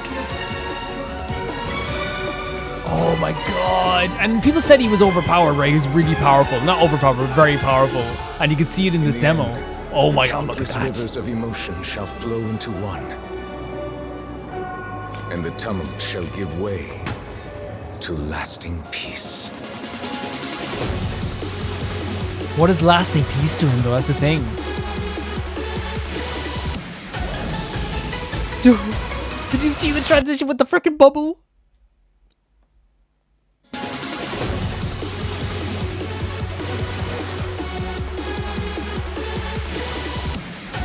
This is so neat. It's so neat. Is the trial over already? Furina? My dear Eudix, I must remind you, no trial can be sufficiently dramatic if it is too short. You are right, Lady Furina. But this is not the end. Merely a prelude for what is to come. Oh no. And the cracks? By the way, Furina's stepping up once again and being like, hey, like, this isn't going to be interesting unless it's long. It's such an interesting thing to me because it's like, it's not supposed to be long. It's supposed to be like a system of justice, you know what I mean? And it's so interesting to hear, like, her say that, you know, because that's her character. That's who she is. She always has felt this way when it comes to stuff like that. Like, and we saw that in the trial. It's about, like, entertaining people. But with like this demo, like obviously like I don't have a full idea of the story or the character, right? From this demo at the very least. But what we do have here is, just from my viewpoint, is someone who has is very thoughtful about the court system and the system of justice. Who understands it beautifully, who understands the idea of the blurring the lines between, and how the lines are blurred between spectacle and the justice system as well, and also seeing that, like, you know, how powerfully and much power he has in this system also. And I think that's such an important thing for a character like him to first to like him, is to understand, yes, he has a lot of power in the system, but he understands that. He understands exactly how much power he has and how much people's lives are in their hands. I think showing the people in the street as he's looking over them is a really important aspect too, because what he's saying is like, he understands that these are real people with real lives that are going through real things in the court, and he has to worry about that too. He can't just act like it's just a stage play. And I think that's absolutely fantastic the way they did that with those visuals. Just a fantastic demo, a really fantastic demo. They're always so different, always so varied, and I can't wait to know more about Neuvillette, who's a character. All the characters in Fontaine so far really interested me. I think the designs are really cool too. I think a lot of you guys find them very beautiful also, so there's that. As well. But yeah, thank you so much for sending in Menace from the North. That was awesome to see as well. The next video sent in by Leon, and it is the opening for Sonic Unleashed. One of my favorite Sonic games, but it's pretty poorly optimized, and the Hedgehog engine they used was graphically intense for the hardware of the time, which caused inconsistent frame rate. However, now with the Xbox Series S/X, it's actually able to run 60 FPS consistently and doesn't lag and become a slideshow in the stages. I think it's pretty good the way to introduce the modern Sonic. Let's check it out. I've never played a Sonic game. No, lie. I played Sonic 06, I think, on the Xbox, baby. Maybe. I could be wrong. But I didn't even know what Sonic was back then, so. So this is Sonic Unleashed, the intro.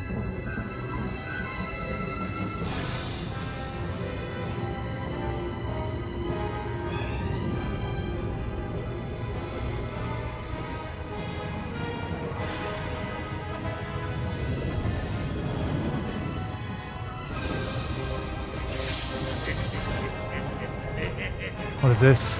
What is this? Now that's Eggman. I know Eggman, right? One of the best designs ever. Dr. Eggman. Wait, Sonic is like hardcore? Sonic is hardcore? He's coming in on a freaking ship, like hero mode? Wait, Sonic has violence? We're going violent with this stuff?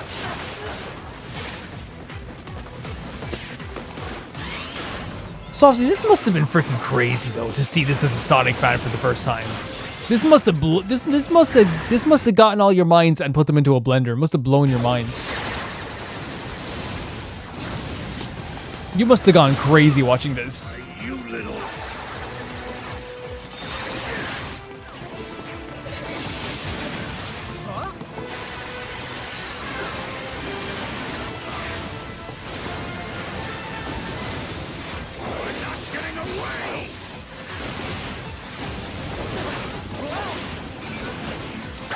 Like I can tell, like as well, like they put so much into this cutscene.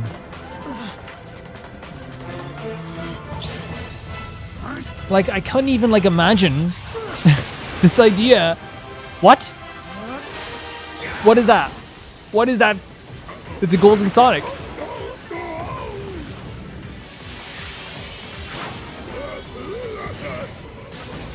I didn't know there was gold Sonic, but we have gold Sonic now. The music as well. I didn't expect any of this from Sonic. I've never seen it. I haven't even seen the Sonic movie.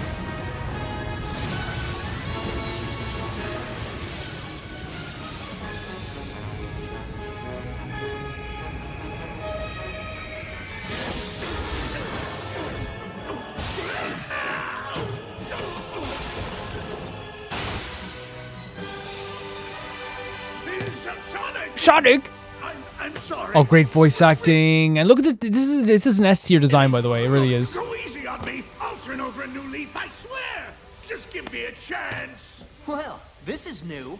Showing remorse, Eggman. Oh my god. If you played nice, I wouldn't have to break all So he's your like a cool character as well, right? With Sonic.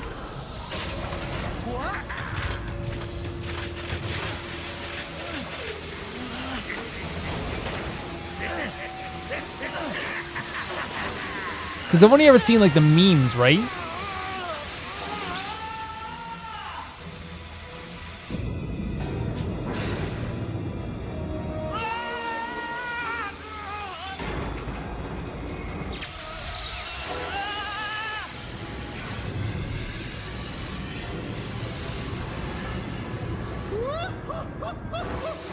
Oh, I've waited a long time for this. And this is the introduction. It seems like a final boss. You know what I mean? Pretty nuts.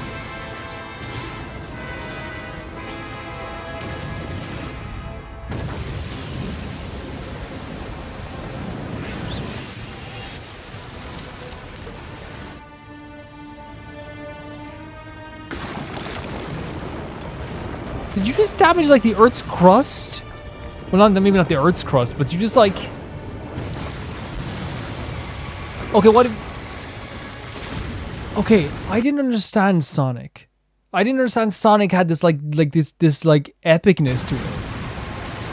I didn't understand this at all. I've seen clips of Sonic Boom and nothing of it looks like this. Like, this is brutal. He's getting like electrocuted.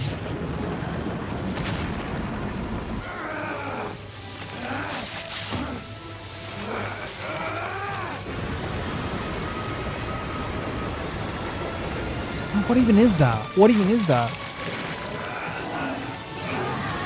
And this is like the main crux of the game, because this is just the intro. Are they Chaos Emeralds?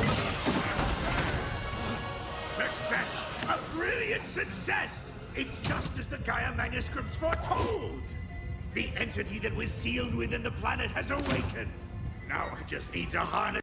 This is a story. Again, I keep saying I'm not insulting Sonic, by the way. I hope it doesn't seem like that, Leanne.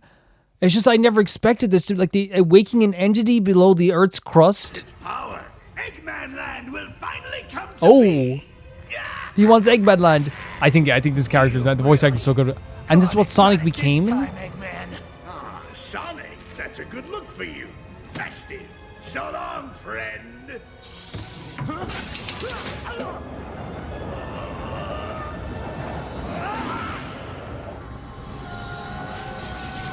And this is how the game starts, I'm assuming, as well. They send us back to the planet.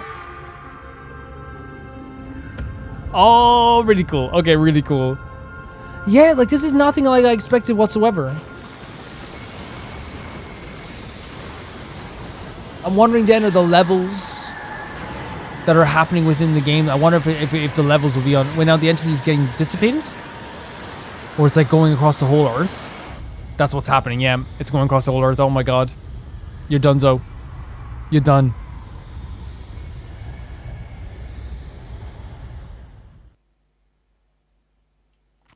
There it is. There it is. And we went to the HoneyWorks video. I didn't expect it. Like, Eggman already is a fantastic design. And, like, obviously, like, I've seen Sonic from a distance. Like, I've seen, like, memes for Sonic Boom and memes for Sonic in general. But I've never actually seen, like, anything. Like, I haven't really delved deep into, like, Sonic at all. And, like, what it seems to me is that Sonic is way more, like, aggressive than I thought. Way more violent than I thought. Has more combat than I thought. And also has, like, a deeper story than I thought as well. Which I think is actually, like, very cool. And it seems here that's what they've actually shown me here. Like, what Leon's actually showed me is that this game does actually have its own, like, you know, thing to it as well. We said eventually we would play a Sonic game on the channel. It's just a matter of time when we do it. I don't know if Sonic Unleashed is the first game we play, or maybe there's a different Sonic game we play first. But regardless, I think it would be really fun to try out other Sonic games at some point on the channel. And I mean that as well. I'd love to try a Sonic game at some stage, to be honest. Thank you so much for sending, Leanne. Maybe I'll ask Leanne about what should be the Sonic game we play. The next video is sent in by Golden Witch Beatrice, and it is Welcome to the Nation of Justice and Beauty. It's the Lamentation of Triomphe Fontaine OST album emblem promotional MV, and it's official with Genshin Impact. Let's check this out.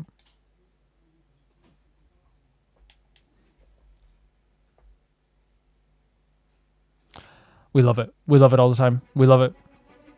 The way they present this stuff.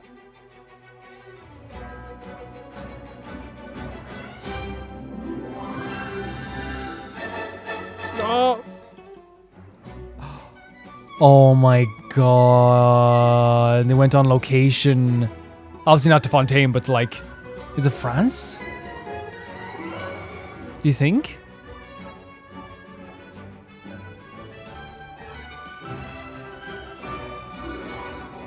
Possibly.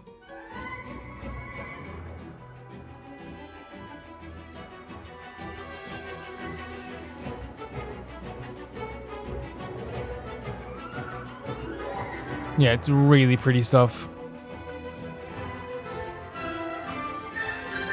I think Fontaine might have like my favorite music, for sure, I think. And that's saying a lot for Genshin. So pretty, look at this. I need to be on the other side of this boat, like having a sandwich as someone plays music like that.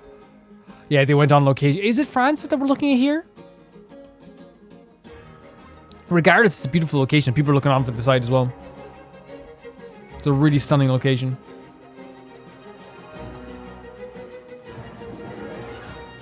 Yeah, you go.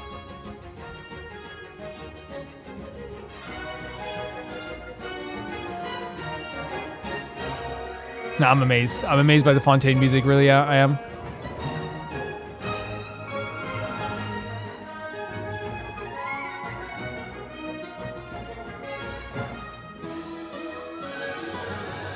I like, again, in these videos, they show every detail is important, right? They focus on every single instrument sometimes to show you how important every single aspect of it is.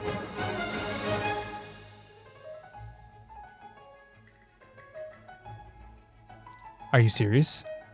Are we serious right now? Are we serious?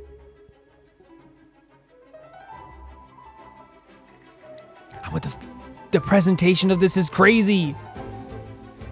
It's off the charts.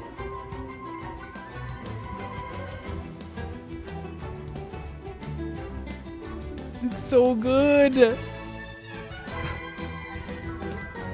Look at that. So much focus. I played the guitar myself, but like when I see people like doing like such precise movements like this, it's always so impressive to me.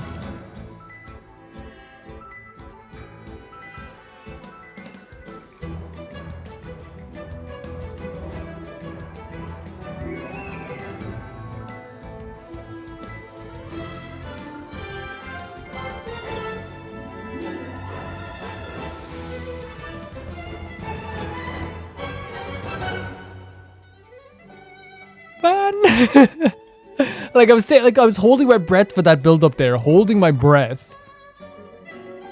No, they do such a good job. I've said a million times how good Genshin does with this stuff. They did such a good job with this as well.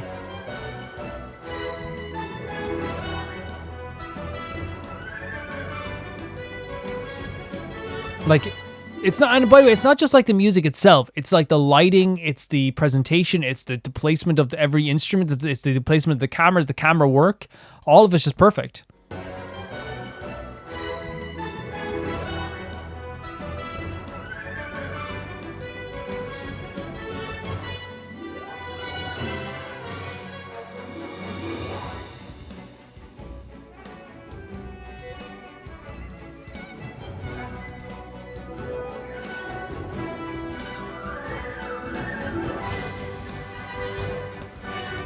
I'm stunned. Absolutely stunning.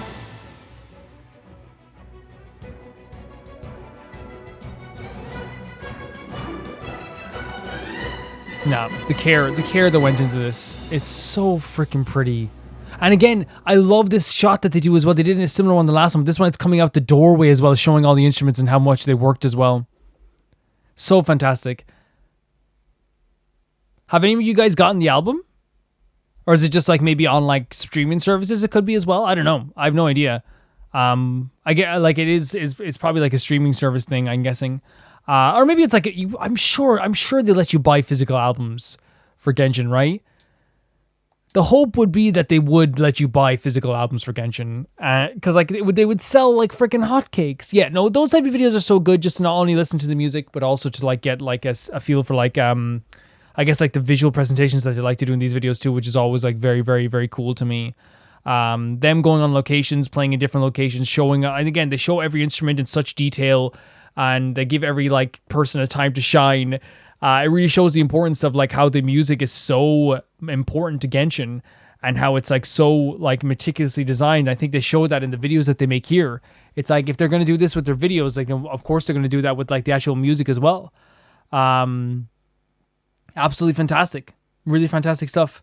Thank you so much for sending Golden Witch Beatrice. I love seeing the performances of the music.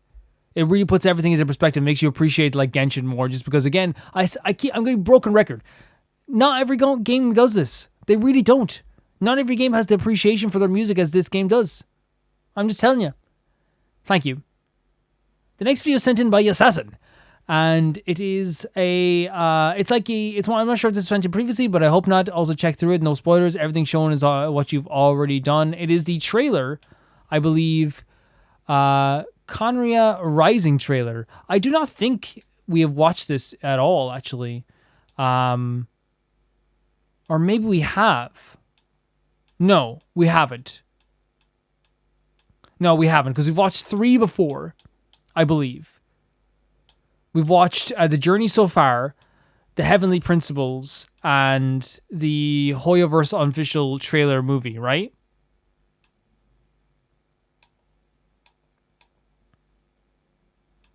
Yes. So I don't think we've watched this one. We'll check it out anyway. Let's go.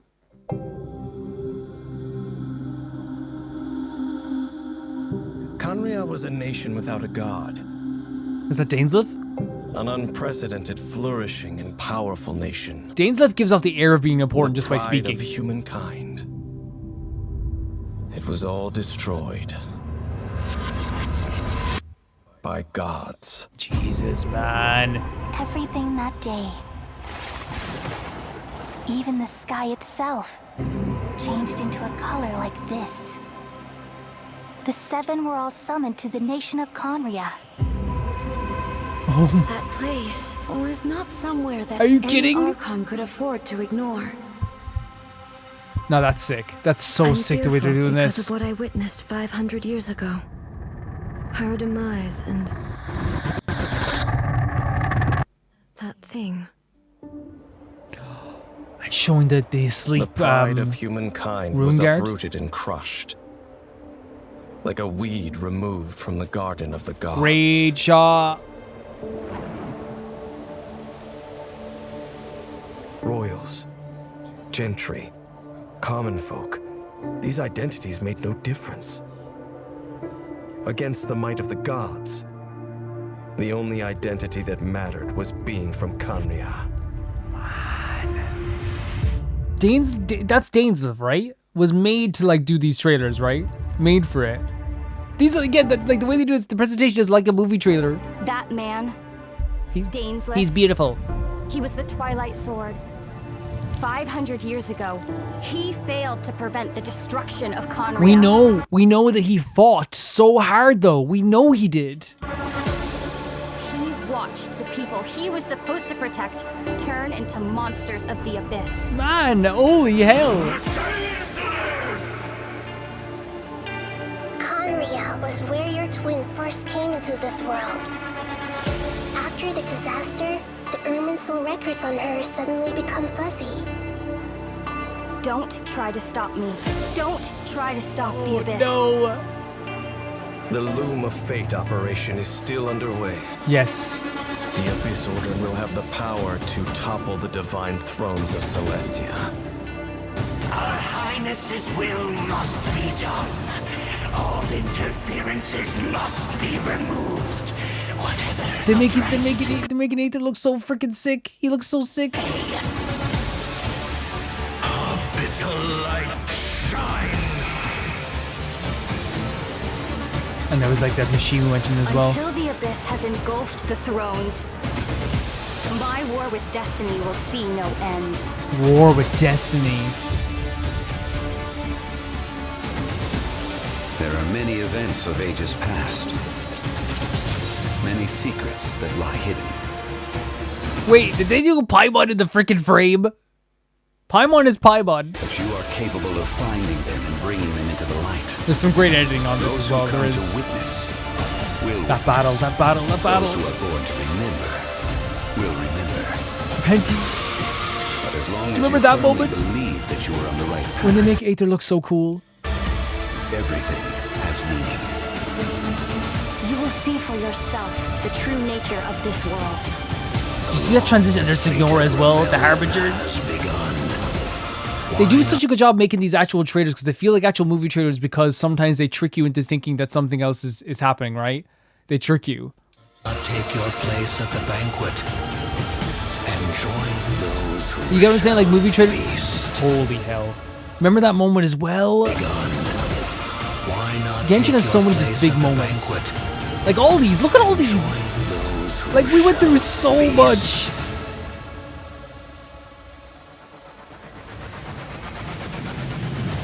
The opening, man. The opening.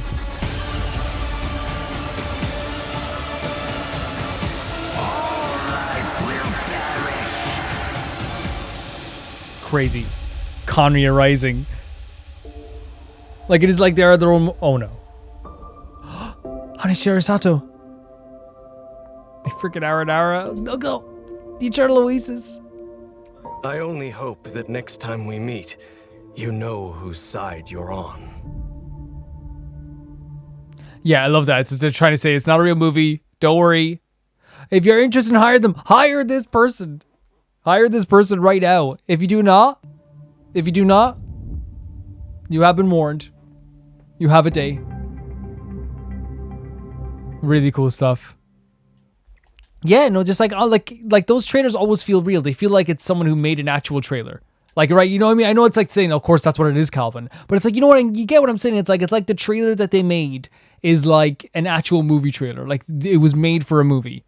I know like people go, Calvin, that's what it is. But you get what I'm saying. It's like, it has all the elements of a movie trailer. It's like one of those big hype trailers you see before the other movie in the cinema. It's edited really well. It's edited pretty fantastically as well. You gotta praise it. I really do like the I guess I just really do freaking love seeing this episode because it gets me hyped even though it's not a real movie. And I think that's always a really important aspect. I also like it helps us relive stuff we've already seen too, which is also neat. And no spoilers, which is also what I always love about videos. Thank you so much for sending me, Assassin. I love stuff like that. I really do. And the next video is sent in by Angel313 and it says, "Pretty boys. Well, you had me at pretty. And boys." Let's go. 2023.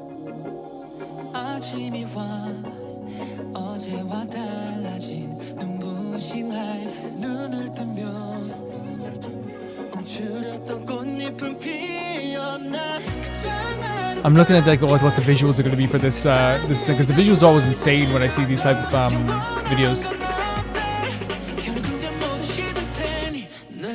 Oh man, yeah, they are very pretty, aren't they? Okay, yeah, they know what they're doing as well when they look into the camera. I love the choreo. Okay, I'll come with you. Okay. Stage 2 like a game? The talent, man, the freaking talented. I love the visuals and the stuff you do. They're so sweet. When I watch these videos, I feel like I cannot be hurt, only loved. I need that jumper.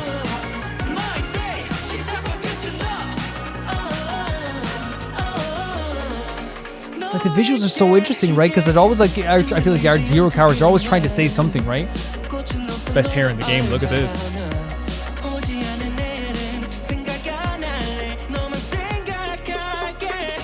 That car wash is probably making millions every day.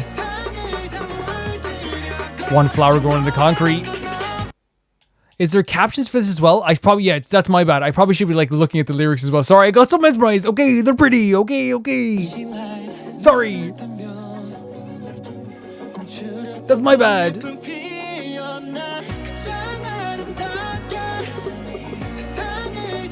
There we go. Okay, so that makes sense with the flower in the concrete. So it's light shining in the darkness.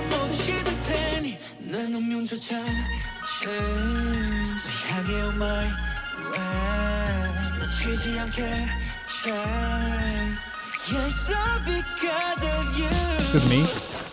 Yes, I'll come with you. I will come with you.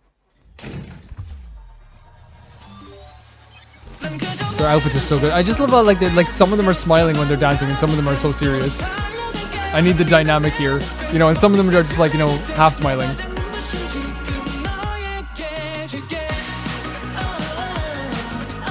I'm telling you, I need that jumper.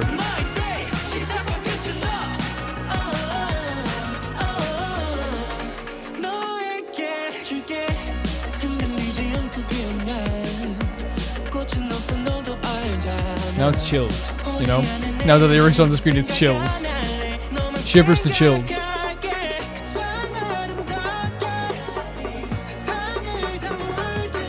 That's what I'm saying, yeah, the idea of the flower coming to the concrete, yeah, it makes sense. Why are they so well dressed? Every one of them.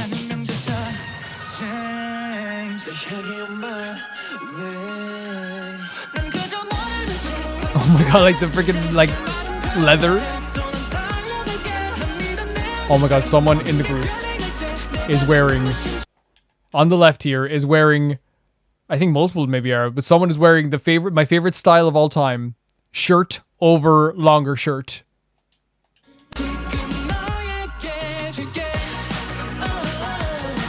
Like this guy here, look at that, that's perfect, with leather pants, so good.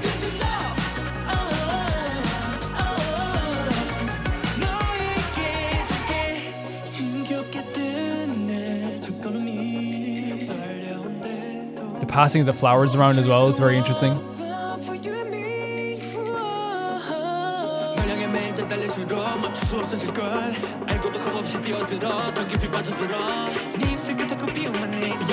know I have the oldest flowers. I will come with you. The video is really good, but then again, I really feel like the last video Angel sent to me as well was really fantastic too. And it is K-pop, right? And I wonder if, like, with K-pop, it is like this thing where, like, it's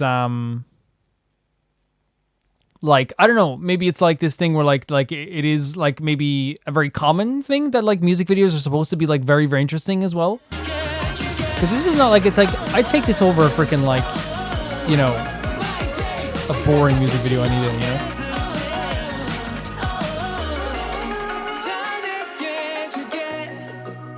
I will go with you.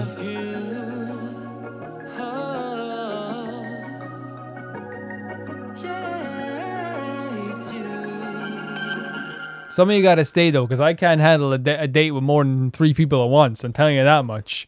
Okay? Very, very cool as well.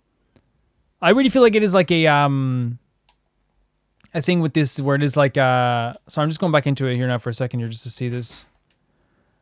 Zero base 1.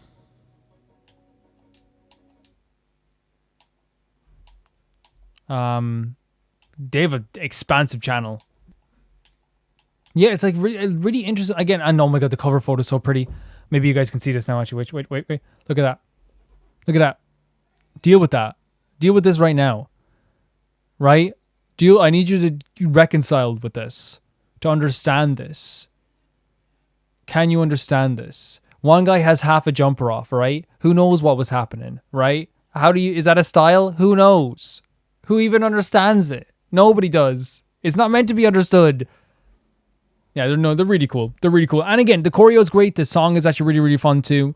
I think the lyrics are actually like, you know, deeper than a lot of people would expect for like a boy band, I suppose. But then again, maybe that's just me being judgmental of like, because I don't listen to many boy bands all the time.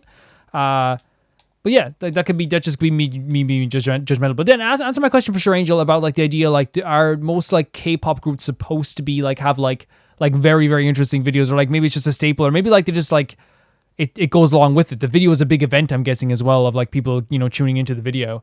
Maybe that's the case also. Yeah. Thank you so much, Angel. Next video sent to Dodo by Dodo Dan. Hopefully I'm on time, but I've been really enjoying ZZZ, so here's some Billy action. Let's check it out. So it's a ZZZ Zenless Zone Zero. It's a character demo for Billy. Let's go. Huh? The sun's up already? Yeah. Did you sleep well? I wouldn't say so. Work's been a bit much recently. You work so hard. I hope today's a little slower. Yo, good morning, ladies. Rise and grind. Is this like my first trailer I've ever really seen for ZZZ, I think? Maybe? I think it is? Hurry up, Billy. Just get your gun. No, I think there's definitely been one before, I guess. Oh, okay, I've watched the actual trailer for this. Time for a transformation again. Never mind. Bad guys are waiting for a beating. Let's go. Let's go big and light up the starry sky. So be my gas, I will let you gas. The music. Let's play a little game. Watch out. Straight to danger. I just didn't expect it. I guess I just coming from watching like Genshin and like character demos all the time. It's definitely more modern, isn't it? Oh my god, this song's so good. Are you kidding me? Sony.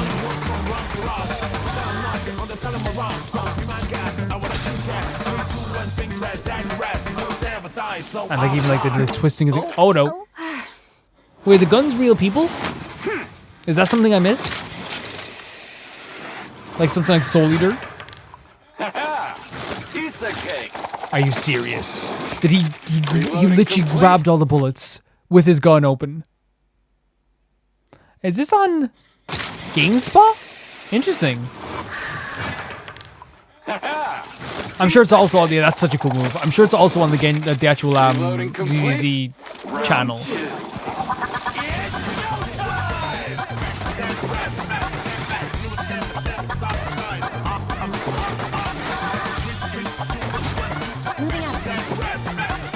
And this is another character as well.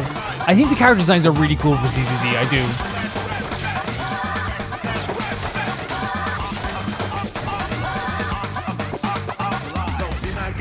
This song is so neat. Billy the Kid. That wasn't so bad. So it's like the cowboy Billy the Kid. Yo, yo, yo, ladies! Good job today, as always. As a reward for your hard work, I got you some high-quality. So they are like characters themselves. I love that. I freaking love that. Hey, did you hear? We're getting some gun oil. Hope it's the thick, rejuvenating one. Oh my god. I'd rather get the lighter oil. It absorbs faster. Look, it's a collab between Three Gates Military Tech and Starlight Night. Oh my god, Buy four, what? Get one free. It even came with an exclusive poster. The cheap stuff. Oh, the cheap. Like, come on now, self-care time. I like feeling relaxed. If only you could speak. Wait, so they can speak, but he can't hear them? Is that what we're getting at here? I know, I really do like the trailer just because, again, it's something, I didn't expect this from ZZZ. I knew it was going to be more modern, but, like, the music, it was, like, so, like, modern in a lot of ways. Really, really, really bouncy, really, really fun. There was even, like, the backup vocals in there where, like, from the, whichever women were singing the backup vocals, actually did such a good job of that, too. Appreciate that quite a bit. And I actually can't wait to play ZZZ. I will eventually play it on the channel. That's what I've been saving it for. I don't know when we'll play. We might play it, at some point next year, maybe. But I'm actually, like, really, really interested in this character because I said this before. I've only seen this character from afar, and I said to people on Twitter, I said this character is probably going to be a character people will never forget if you love ZZZ. And I'm wondering if this character is one of those characters that's just like so incredibly like not airheaded, but like so off the cuff crazy, and people just fell in love with them from the start. And now they are kind of like silly, right? They are kind of silly. I love the idea of the guns talking, but I don't think he can actually hear them. It reminds me of Soul Eater in a way too. Yeah, cool visuals, cool choreo. The song was really neat too. Thank you so much for sending it, Dododan. Thank you so much.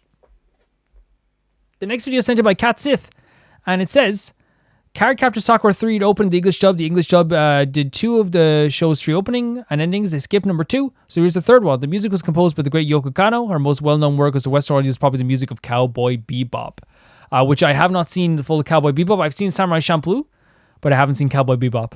Let's check it out.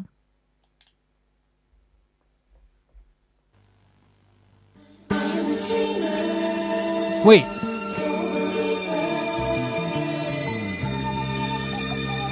Yeah, recognizable, right? This is...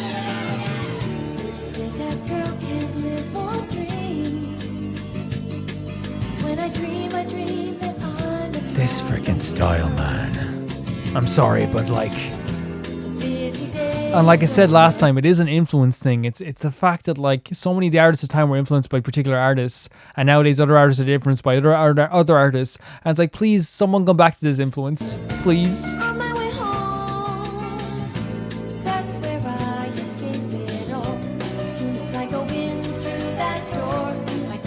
Oh my god, these characters like as well. Yeah, we've seen a lot of these as well. You tell them. I've also like I was gonna say this. I also hear so many people like, not so many people, but every once in a while someone will sing this song like if they're streaming or something, and I didn't like realize this was what it was from.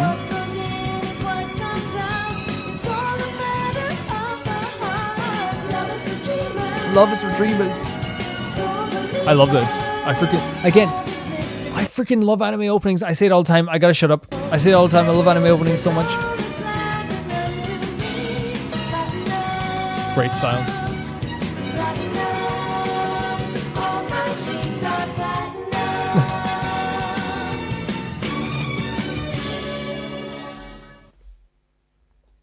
Yeah, no, like it's, and again, I'm just like really interested in anime intros. I think what's happened with me, like, I wanted to watch Cardcaptors because I think it's on Crunchyroll. But what happened was I actually like, not even joking, I actually like got to a state where like I wasn't watching because I was a bit ill last week and I just wasn't watching anything. I was just focused on like, you know, when you're like I can't watch this anime right now because I'll only remember that I was sick or whatever, you know what I mean? But like and like all of my like, and like legitimately all of my energy that I wanted was to put it into like Genshin, and then like, you know, after I finished like Genshin and my other Let's Play like Genshin and Raincode. So when I finished Genshin and Raincode, Rome Reacts and all that stuff, basically what I would do is I'd be like, okay, look, all my energy goes to that because the last thing I want to do is to play Raincode or play Genshin or play do Rome Reacts and then like be like, oh, I feel terrible. So all my energy went to that last week. Obviously, we're more energetic this week. But I think I might try and watch at least one episode this week or something like that. Yeah. It's just like, again, the style is really cool.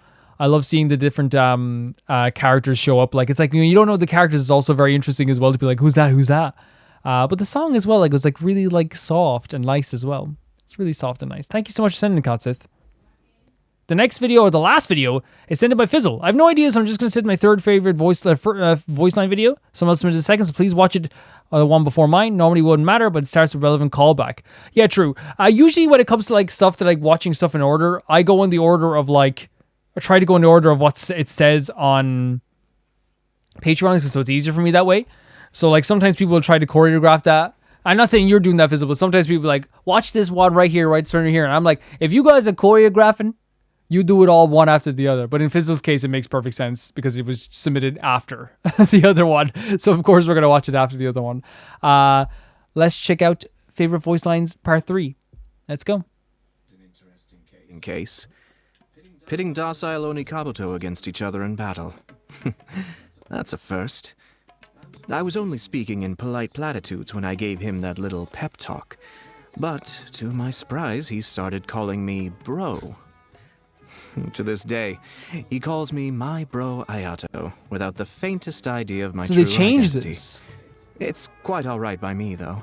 I have nothing against his, unique character. This is Doroko, Wait. my oldest. So they changed the dialogue to be like more accepting of it? Is that what I'm getting here? Against each other in battle. That's a first.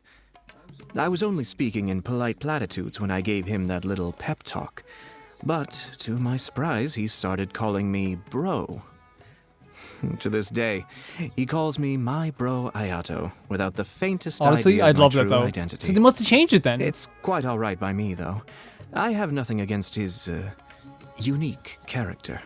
This is Doroko, my oldest and bestest friend.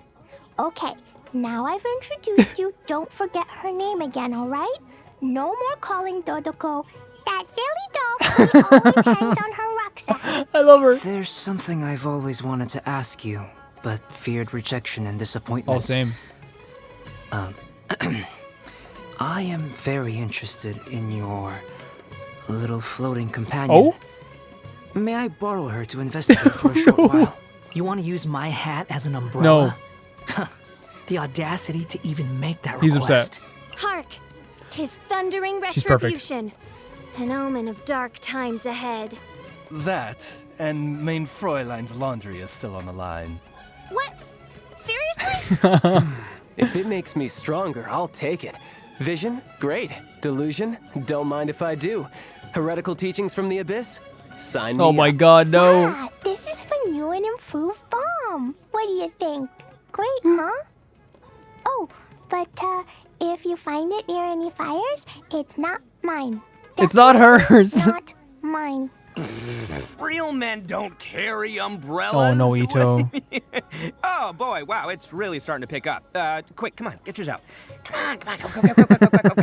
The legend of the Dark Knight hero. An interesting rumor. Oh, you want to know what the Ministry of Civil Affairs does? Who knows, am I right? Yeah, who knows? Who knows what they do? Not me. Before Rex Lapis parted from this world, I'd say a little prayer every morning. Oh, great God of wealth up above, please bless my day with more Mora to love. But, now, I guess I just pray to myself. Don't run on the ice, because if you fall down, I won't help you up. Gotta learn Oh somehow. my god. Older I've brother already told you Toma. everything that I think is worth sharing. What else could you possibly want to hear from me? Your curiosity is remarkable. All right, let's hear your questions. For someone who is used to interrogating others, the feeling of being questioned is interesting. Interesting. A I.O. darkness that seethes with evil, full of demons that must be vanquished, will take more than a blade to be The torn drama. asunder. Liu Heng Kuching. She's quite hard to talk to. She's so uptight. Really makes me want to mess with her. Oh yeah, I know. I bet. Wouldn't knock me in the head with her sword though, right? Or would she? I Maybe I love that the two towels try to figure out whether or not I should mess with this person who's just doing their job. But I am in much better physical condition than Dr. Baichu. Yeah, you're always doing those stretches. It looks like I mixed up my salt and my sugar. Savory Mitsumanju. Yes, this can work. I'll give them to Toma. The first time I served him salt and pepper tofu, he took just one bite and then proceeded to say, "It would be better to try sea salt extracted from the shallow seas of Guyun Stone Forest, because it would bring a fresh sense of depth to the tofu." I tried it, and the taste was just so different. Yeah. He's just amazing, don't you think? Sucrose is the best. Oh. This one time she asked me if I wanted a Jumpy Dumpty that can run as well as jump. The laugh. Of course I do. I want hundreds An army? of them. I want to put them on every street, every staircase, and every square in Mondstadt. I've always been curious as to how she managed to become a fully fledged knight at Because she's such a young fantastic. age. She's incredible. I actually went to ask her for tips once, but I'd barely started talking to her when she grabbed me by the hand and took me outside the knight's headquarters to play with bombs. I thought it was some kind of training exercise at first. Oh, but Jean found us, and we both ended up in solitary confinement. Throwing bombs around. So they're saying I can't hold down a real job, huh? Well, sorry to break it to you, but I'm a delinquent. That means it's my job not to have a real job. Oh, yeah? And if anyone's got a problem with that, who's got a problem Probably with that, Kooky. huh? You got a problem with that? You got a problem with... Trying to convince I've himself. named every single doggy living in Liyue, but they're so funny. Some of them still respond even when you call them the completely wrong name. How fascinating is that? Yeah. Like if people were to call me Bantu, how am I supposed to know Oh my they're god. talking to me? This is No way would I respond. This is the thoughts of someone who's working all effing day. I'm sorry. This is the stuff that when you eventually get a time to think, your mind just goes to jello. Cavalry captain is nothing to get excited about. Now that I think about it, the Grand Master took all the cavalry from Mondstadt, so there's none left for me to captain. Actually, the petrified yeah. trees you have come across in domains aren't that ancient. Truly ancient trees usually grow to around 1 or 2 miles in height. Oh, and there's a kind of large spider that lives around their roots. If you tie one up in Cape Jasmine and lemongrass, and sprinkle on some cardamom, smoke it for a few hours, you get a fragrant taste that's simply unforgettable. You serious? You cooking flowers? His jokes are like buried treasure. Gems hidden beneath the surface. Aw. They're a lot of fun. They are. Well, which part didn't you get? Yeah, where did you get them? Okay, I can explain it. You tell Nita. I hate Mondstadt's crabs. All of them. I want to go out and play. I don't want to just sit there trying to de-shell You tell him. all day. Could you tell him? One finds Sister Rosaria to be a most devout believer This is a perfect in character, the by the way. Animal Archon. Devout believer, main Fräulein? Indeed. One night I heard her invoking the name of the Archon thus in another's presence.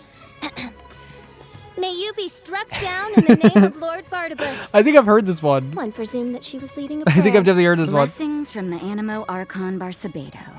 Wait. No, it's... She doesn't even know. She doesn't even know. I'm trying to figure out a way to get Of rid course. of you, so I can go commit atrocities. Wait, did you think I was being I mean, I'd let you go serious? commit crimes if you wanted Diana's to. attitude towards me is, how should I put it, rather rigid. I've yet to find the opportunity to speak with her properly. I'm not sure if it's an issue with my family line or... Oh? It's not? She simply despises alcohol? That's it. That's it. I never thought I'd come across another bartender like myself in Mondstadt. I'm not very good with alcohol. Yeah, don't laugh. And before you say it, yes, I've wondered what this says about my identity as a Mondstadter. But, you know, too much alcohol is bad Honestly, for you I'm not anyway, into alcohol either, so at not all. drinking is a good thing. Strange. I'm not sure what you mean. Both amber and blue are fairly common eye You colors, tell him. I believe. You tell him. Oh, he may look scary, but he is very popular with the children. However, he can be very competitive. Every time we play with the children, it always turns into a showdown between him and me. For example, we drink a bowl of ramen soup in one go, or try to eat sour plums without making any faces. The children will cheer us both on and try to guess the winner. And when that happens, Well, then I can't let him beat me, right? Of course. She's always showing off her fancy fireworks and toys to the kids. Well, I'm sick of it. Nobody steals my thunder. I'm the one who's supposed to be adored by the kids. Me. Like the idea that he can't like in front of kids he has to look the best. This, okay? Huh? What do you mean you're not a kid? Details. Details don't matter. Than me, you're a kid as far as I'm concerned. I'm into all sorts of cool things. Sipping a nice cold drink. Heck yeah. Sitting in a canyon, feeling the biting wind howl. Actually sounds nice. Or diving into the lake at the foot of Wait. Dragon's Spine. Waiting for you to stroll by unsuspectingly, so I can sneak up behind you and drag you down into the icy You tell depths. me. Ozzy, my dear familiar. Ozzy? What's gotten into you? Her Majesty beseeches you to unfurl your blessed wings. Oh, this is the with them I've heard blot this one out as the well. I've heard a few of these, I plunging think. the world into eternal night. If you didn't bring your parasol with you, that's your own fault, mein Fräulein. Drink only spring water, eat only whole grains. That's my motto. So I would be grateful if you could please remove that treacherously enticing-looking plate of delicacies from my field of view. We will. But you can eat whatever you Much want. obliged. Eat whatever you want. You mean I'm supposed to dip this hash brown in jam? Ugh, this is That does sound weird, doesn't it? Lollipops are pretty much the best things ever. The I candy love these tastes characters so awesome, but much. Also, it looks really cool just having a stick hanging out of your mouth. It gives me like a real punk Yeah? kind of A vibe. lollipop? Here, you try it. Kaya is the best. Amber is the best. Master Jean is the best. Lisa is the best. Bennett is the best. Diona is the best. Mona is the best. Sucrose is the best. He's one of the weird grown-ups. He's so grumpy all the time. Silly churl, Billy churl, silly Billy, hilly churl, frilly churl, willy churl, frilly willy, hilly churl. We love her. We love her anyway. We love our weird gal. We don't care if she's weird. We love her to bits. Yeah, I love that voice line with Klee. Klee thinks everyone's the best and then thinks Diluc is a weirdo. She was even trying to save Kaya from Diluc, which is actually hilarious to me. I don't know. I think those voice lines add so much to the characters. They really do, and they make me just love them even more. I appreciate them with all my freaking heart. I'm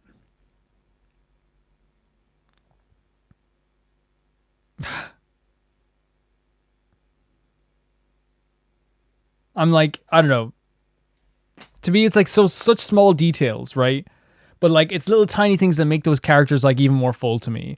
Like having a character talk about their food they like, or talking about other characters, it makes the world feel real and more grounded, right? The idea that they don't just exist in a vacuum. They talk about each other constantly. Oh, what do you think about this person? Oh, that person's kind of weird. That person's really funny. That person is. And like also just really funny voice lines. Like all these characters, even though they get very serious at times, are just hilarious. Like some of them have the most hilarious lines in the game. They're so funny. Guys, that's going to do for Rome Reacts today. And I appreciate all of you and all your support. And I appreciate all of you coming in and sending in your videos, and everyone who's a patron and everyone who watches. Thank you guys so much. And with that, I'm going to say thank you to the network and the Play the Baby Gangster on Patreon. That being Tyfire2, Jamie Gold, Janet the Banana, Ghost of Inazuma, Lucius Felix, you, Radish Anusa, Matthew Dave, Jeff Trap, Luis Markey, and